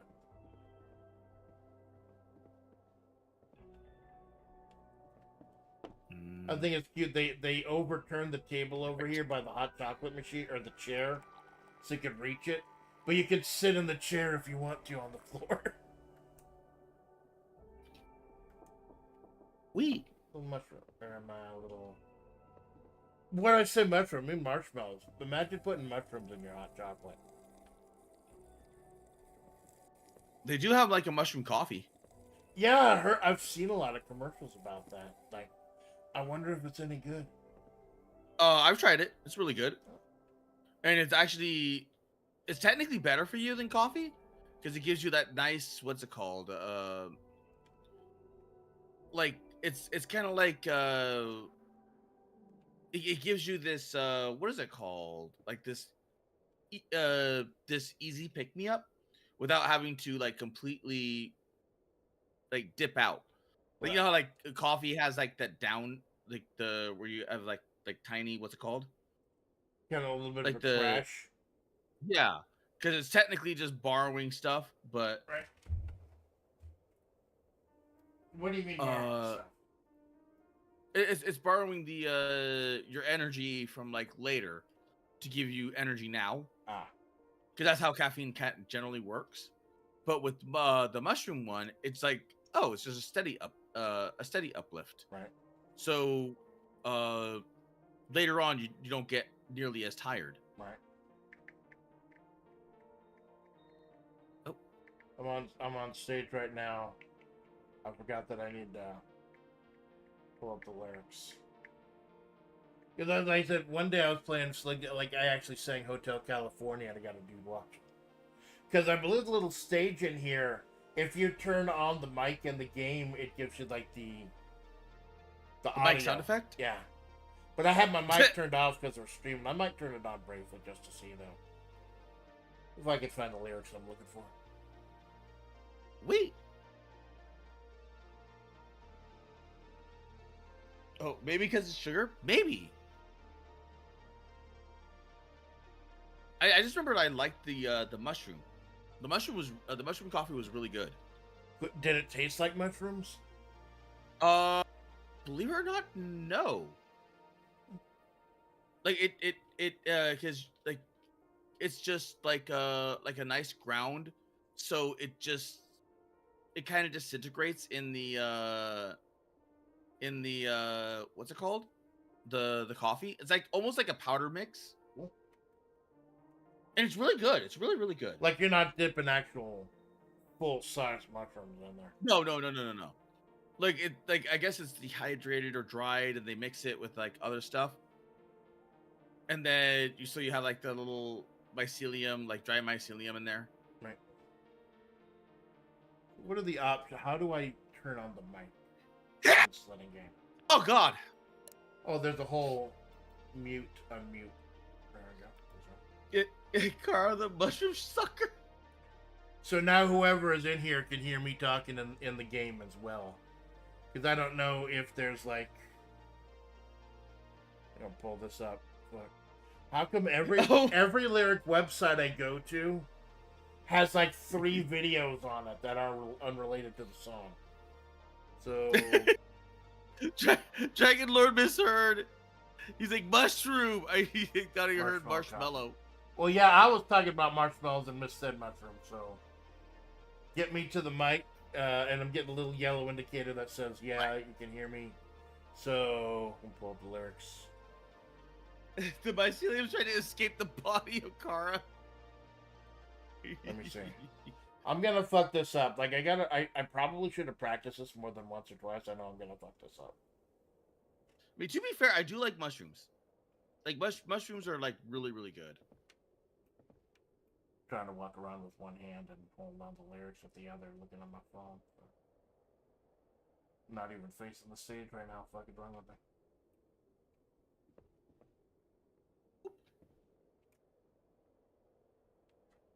It's just this little ragdoll walk that they do. Yeah, I think that's it.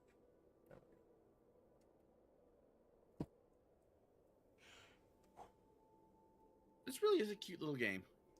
I'm glad I found it. I forgot why. Like what possessed me. Like I was going through the demos, and then I just found it. I'm like, oh, yeah, it's cute. So here we go. Surprise karaoke. Here we go.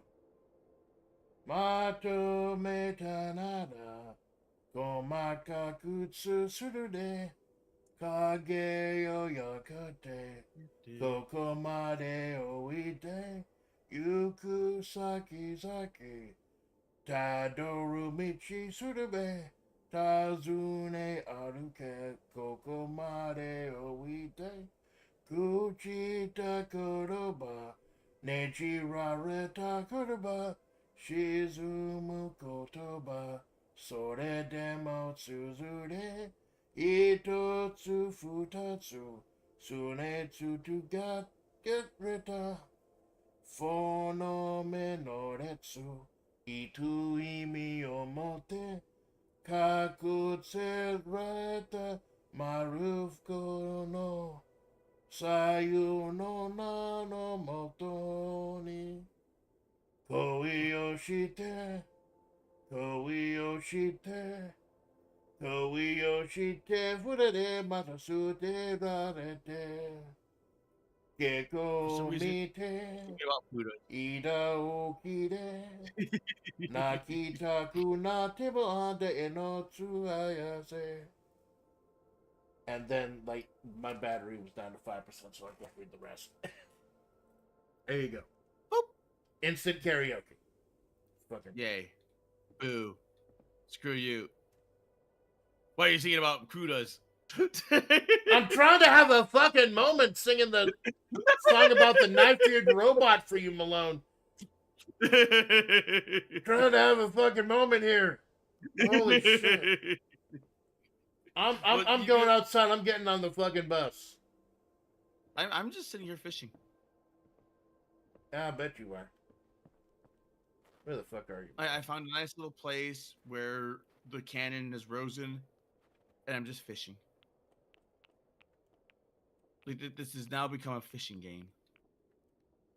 Well, when I see people stream, like, a lot of it is fishing. Get it. Yeah, there's.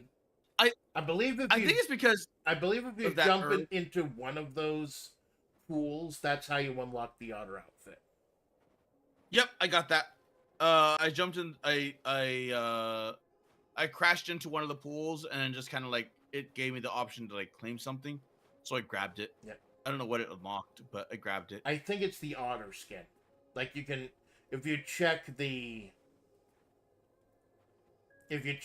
treasure chests that are allowed around the landscape, they let you access your inventory. Okay. Newt. I'm off to finish dealing with the green things you keep saying. I will, perv. I fucking will. Thank you. Problem is, using the cannon to get up there, I keep pushing through the floor. So I'm gonna have to take the long way up to beat your bitch ass. Oh, that is weird. Yeah, apparently the Really weird. devs are aware of the glitch and like they're working on it. I wonder if it's like a desync, and that's what the issue is. Well, I experienced it even playing on myself, so I don't know if it's a desync or not. Oh. Because so far I have not experienced that, thankfully. I got a stingray. I'm trying to take the fast way up to see you. It's not working. Well, I still have the... No, I'm just going to have to go to the nape of the world and just go down from there. That might be faster. This broken ass shit. It's amazing though, with all the stuff this game gets right. All the like, there's a whole bunch of amazing stuff in this game. But yeah, fast travel would be nice. Maybe like a fast travel to each peak. Yeah. Because like I know it's about chill too, like just the whole experience of just watching the amazing landscape, but it would be nice to like get to certain areas too. I know that there's a lot of what's it called? It's like little sightseeing paths. So if you get to like fast travel everywhere, you get to miss out on those paths. Yeah, it's about there's a lot of exploration involved in this game too. It's like like some great footage of just me sitting in the little ski lift going from peak to peak. It's salmon. It's very simple, but it's very cool. I'm just wondering, like, if there's got to be like that hole that got made, and people are trying to just fill it with like the what's it called? Yeah, after web fishing died, yeah, they're definitely. Yeah. And this definitely scratches that itch.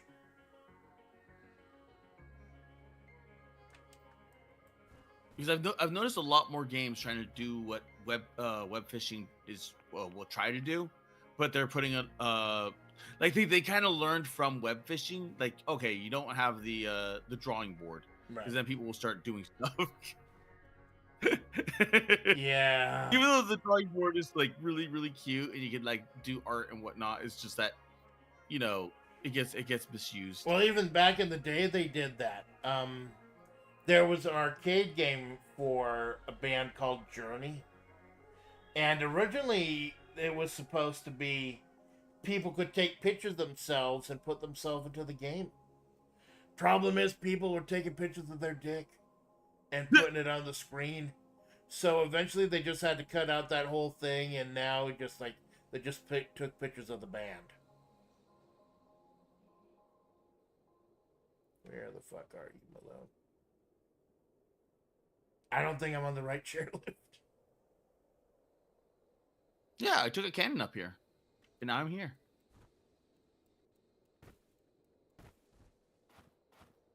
I'm on a journey small to truck. find an oak. So I'm not alone on this mountain. Whoop.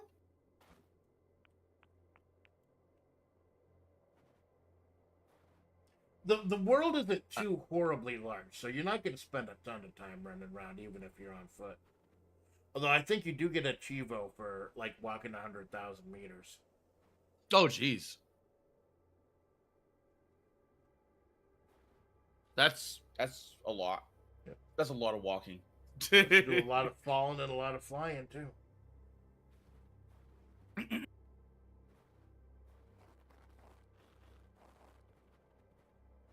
I wonder what that web fishing guy's doing after everything happened. I almost wonder if he was helping to develop this game too, because like there's so much DNA of web fishing in this game. I don't think the DNA is the issue or the problem, or like even like the what like everyone like can make a web fishing, because like when web fishing was popular, a lot of people tried to make like web fishing clones and they did not succeed, Right. because it was just whatever fishing was, and they like there was not like, unlike these ones where just like, oh, it's sledding, and you climb like a peak and then you slide down the peaks and you have all these other little things and all these other little events, Right. and mini games and such, and also fishing. Oh, I think I found where you are. I am coming to your location. Hop on Neo Turf Masters.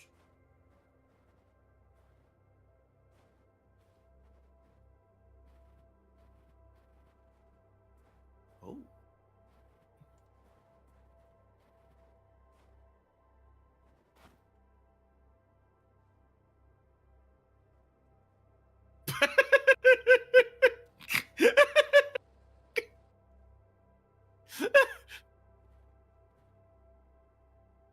I just see Sensoko trying to find like our location. Next thing you know, boop, he's falling. I have come all this way to give you a message.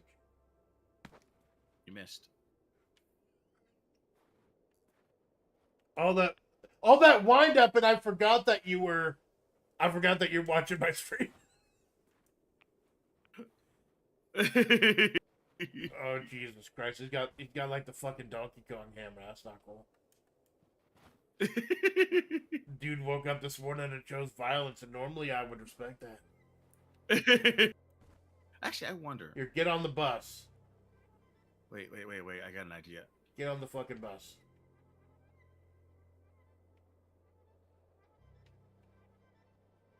I knew it. I freaking knew it.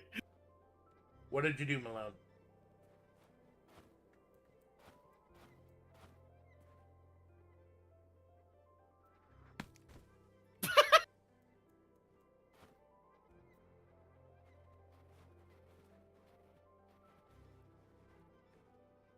Crap. Yeah, get run over. Yeah, bring a fucking bus to a snowball fight.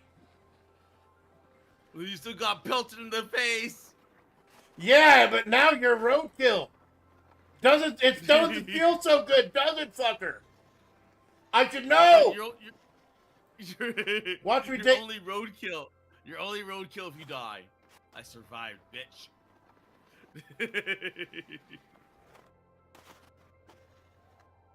Whoop. Hey, if I fall far enough, then I actually break myself again, and that's great. Why was your what's it called? Gold. My cart. Yeah. That's level 20. Like every Oh. time you level up your sled, you unlock a new paint job, and the paint job level 20 is gold. Where the fuck are you? Oh geez, you're all the way back up there now. I gotta take this beautiful singing Friday. Nah, I'm just gonna keep eating off this ramp, leveling up my bus. Wow. Although I did want to test it, I think multiple people can ride on the bus at once. I know more than one person can ride on the bench. Like I unlocked the bench. Then baby, you shouldn't have run us all over. Yeah, but I did it. I did it for the bit. Like Panda Bear has enough of goblin shit, runs over with a bus. Double-decker bus. You know, it's a sightseeing. I just wanted to show you. This is a sightseeing tour. I just wanted to show you the beautiful sights of the mountain before I put you under the fucking mountain. Oh, I see. So we're in London, eh? Yeah, we're fish and chip. Like, I was about to say, like, stereotypical shit, then I figured, like, most of my fans are from, like, England, so maybe or Europe, so maybe I can... Is England part of Europe, though? Like, wasn't there the whole Brexit thing? Yeah, they're having issues. Like, they're regretting Brexit or something? I don't think they regret it. I think it's just that they were not expecting certain things to happen.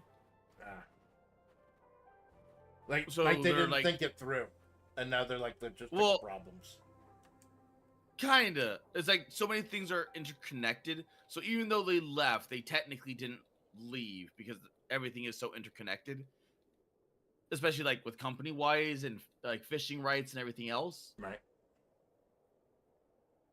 I mean, granted, I don't know Jack, so I'm just like repeating like what Mollington has said and like a few other people. Oh yeah, Mollington. That reminds me, I gotta get with them and show them my new Orca deck.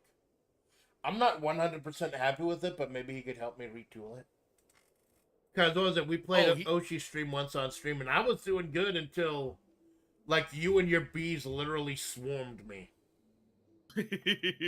Like you played Swarm after, like that was horrible, but it was also kind of amazing. I think it's like Vespa, I think her name is. I like her. I like her deck a lot because if you like her power is based off of whatever card is on the top deck. So everyone knows what is like the card is coming up. But at the same time, it's like if you have that 10 card very early on, it's like no, it's like like you're never challenging that character. It's just not happening because that's a powered 10 or like an influence 10 right out the gate. It's just like no. Yeah, well, Orica, I was trying to go with what my original strategy was, which is singling people out, because Orica has that ability where if she's only got one thing, one content or whatever it is, she gets a gigantic bonus that gets bigger the more you level her up. Yeah. Like NASA shuts down Urika, Vespa shuts down Urika, and a few other like little builds here and there. Which I know it's probably what Mollington got. One of the reasons they left the EU was stop the mass immigration. The leaders kept the mass immigration even after citizens want to leave the EU, but the politicians don't. Well, yeah, that's something for people like far more intellectual than me. Like I'm not up on world affairs. I'm basically up on the affairs of my own like stream community. Like there's so many people doing stuff like I'm not part of, and I want to support them, but I just like there are just so many great people. I don't know the time, so I just try to support the people I can. Man. I know a lot of people are taking breaks and been gone for a while. I hope they find what they're looking for. There's there are a lot of random benches around here. Well, when it comes with like breaks, like some people just like get burned out and tired and everything else. Yeah, and it's good that you recognize when it's happening instead of just trying to force yourself. Like for instance, with me, like I took things at my own pace to make sure that I don't burn out. Right. But the pace you're going is pretty impressive. Like regularly 5 days a week plus collabs on the weekends. I've slowed down the weekend ones. Yeah, I noticed. And that's cool. Like knowing your limits. Yeah. Like being able to like take care of your mental health and stuff. Like I did worry about you initially, but I know you know yourself better than anyone else would. Yeah. I mean, there were times when I was getting tired, when I was just like doing weekends and then going straight into the week and then doing another weekend, right, et cetera, et cetera. So I did get tired, and I think my viewers even knew that. So like once I got all that done and over with, I was like, okay, free weekends. Right. And then other people start having stuff coming out on Sunday. I guess that's why it helps. Like I have the Wednesday and Sunday only thing because that's like it's a necessity, like because of work. Like Wednesday and Sunday are the only days I'm off, and that the Sundays are built into my contract. Actually, like they can't force me to work a Sunday. Wednesdays, it's like just kind of understood that I get that off as well. Because they want me to work Saturdays, because, like, you know, the world is shut down, but truck's got to keep on running. Mm-hmm. So I found Sensoko. Where the fuck are you? I don't know. Don't tell me I planted my flag in the wrong place. Oh, I was just south of you. Oh. I was just sitting there like drinking hot chocolate. Ah. But apparently at the wrong base. Because you were fishing, right? Technically, yes. Fishing and then falling off the side of the fucking ramp. Because what I want to try is, I think you can get more than one person in the bus. Okay, heading up to you.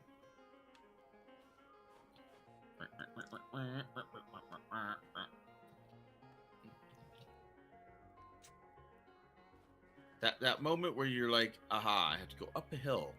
And everything is downhill. Jump 100 times. It's relatively easy to navigate unless like you get like trying to get an area full of rocks. Boop, boop, boop, boop, boop, boop, boop, boop, boop, boop, boop, boop. That's one of the things I like about your streams. I didn't want to bring it up because I don't know if you're doing it. Like whenever you do something, you do the little boop or the little pop, and it just punctuates what you're doing in an adorable way. I think it's just become like innate to me now. Like you are your own soundboard. Because I'm like booping and bopping as I'm jumping. Sensoko, you okay there, my dude? I sometimes just. My brother, do you need a bucket of water? Okay. Hey, Malone's here. All right. Okay, so I'm gonna go ahead and load up the bus. See if a prompt comes up, like the X button prompt comes up, where you can sit on it. There we go. I wonder how he died. Too much fun. Oh.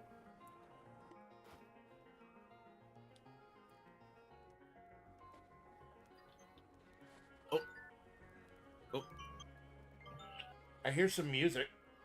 Oh yeah, that was my alarm. Oh. So does the X prompt come up? Nope. So you can't get in. Because I thought I saw multiple people riding the bus. It might just have been a mod. Oh look, we found we found the little missing guy. Bing bong. Bing I bong. missed my wife. Yeah, that was hidden there in the demo too. That was cute. What is he from? I don't know. Peak. He's from Peak. Oh, that's a cool little extra. Oh man, I think I'm gonna go ahead and head out. Like I'll be hanging out with Monado at 2. Although it might be, I'll go ahead and heads up. It might be delayed. He's got some stuff to do, so I'll keep y'all informed. We're just having cool, chill vibes in the morning with Cara Malone, and I do thank you for stopping by, my man. Oh, no problem. Very cool. Good stuff with good times with good friends. Let's see. Oh, can I pull up the room? The room? Like everything's slowing down because I'm trying to get back to the collab page or whatever, so I could look through the chat and say hello to everyone or goodbye to everyone without everything freezing. The great thing is, since Malone made the room, if y'all want to keep it playing, he's still in there. My thing is on fire. You know, there's a cream for that now. I hope not. You're a Babaniku, so maybe Taylor, you need to see a gynecologist about that. So Elf, thank you for stopping by. Jinx, thank you for stopping by. Oh, it's everything's slowing down while Sledding claim closes. Ew. There we go. Elf, thank you for stopping by. Jinx, thank you for stopping by. Lady Dr. Evelyn, thank you for stopping by. Soka, thank you for stopping by. Jinx, thank you for stopping by. Perv. Wow, did I get booted for a moment while I was lit? Oh. It's funny, it was streaming for a while, but as soon as I closed the game, that's when everything fucked up. That tends to happen every now and again. Oh, and I closed. Oh, it must have worked. It must have worked because I got a Chivo for sledding with another person. Dr. Evelyn, Dragon Lord, thank you for stopping by. One Dragon Lord, one. Perv, thank you for stopping by. Lemon, thank you for stopping by. Everyone coming out to see Salty Caramel, Carmelone, and your faithful Metal Splits. YouTube split. Yeah, well, it was me closing the game. So I do thank you for hanging out with me, man. Like, I know it's a little hard to do some of these early morning streams with me, but I do appreciate you doing it, man. And we'll do it in the future. Like, I know there are like more hardcore games I want to play, like Dome Keeper. I want to do another session of Dome Keeper sometime, but I think maybe in the morning we could just like do chill stuff if we ever have a morning stream together. Yeah, general chill stuff is generally fun. Yeah. It worked and launched me when it despawned. Oh, so it did work. Cool. Regular can see the vanilla. Yeah, probably it's a popular name. I wouldn't be surprised. So, Malone, thank you, and more salted caramel to come. I will see y'all. The plan is 2 o'clock, although it may be a little later. It's up to Joko. If it's too late, I'll let you know, and I got another plan in the back pocket. Thursday's going to be the matinee instead of Friday. I'm visiting family on Friday. Thursday, Sandy's coming back. And Sunday morning, more Fire Pro. And more good shit to come. Malone, anything you want to plug? Today is somewhat shifted. So, Mace Griffin later today at 4.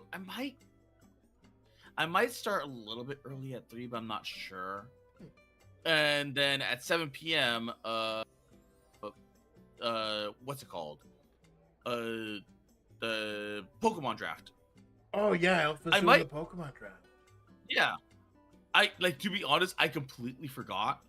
And then Shadow was like, "Hey, when are you doing that Pokemon stuff again?" I'm like, "Oh shit!" And then I had to go. Well, 'Cause I remember I had the invitation. I was like, I wasn't sure that I could make.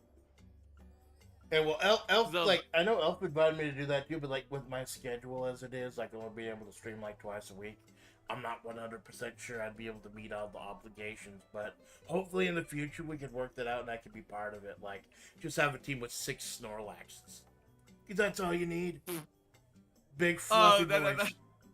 That's not how the Pokemon draft works. Like, you only get the one Snorlax. Well, fuck. He's gonna be putting in overtime then.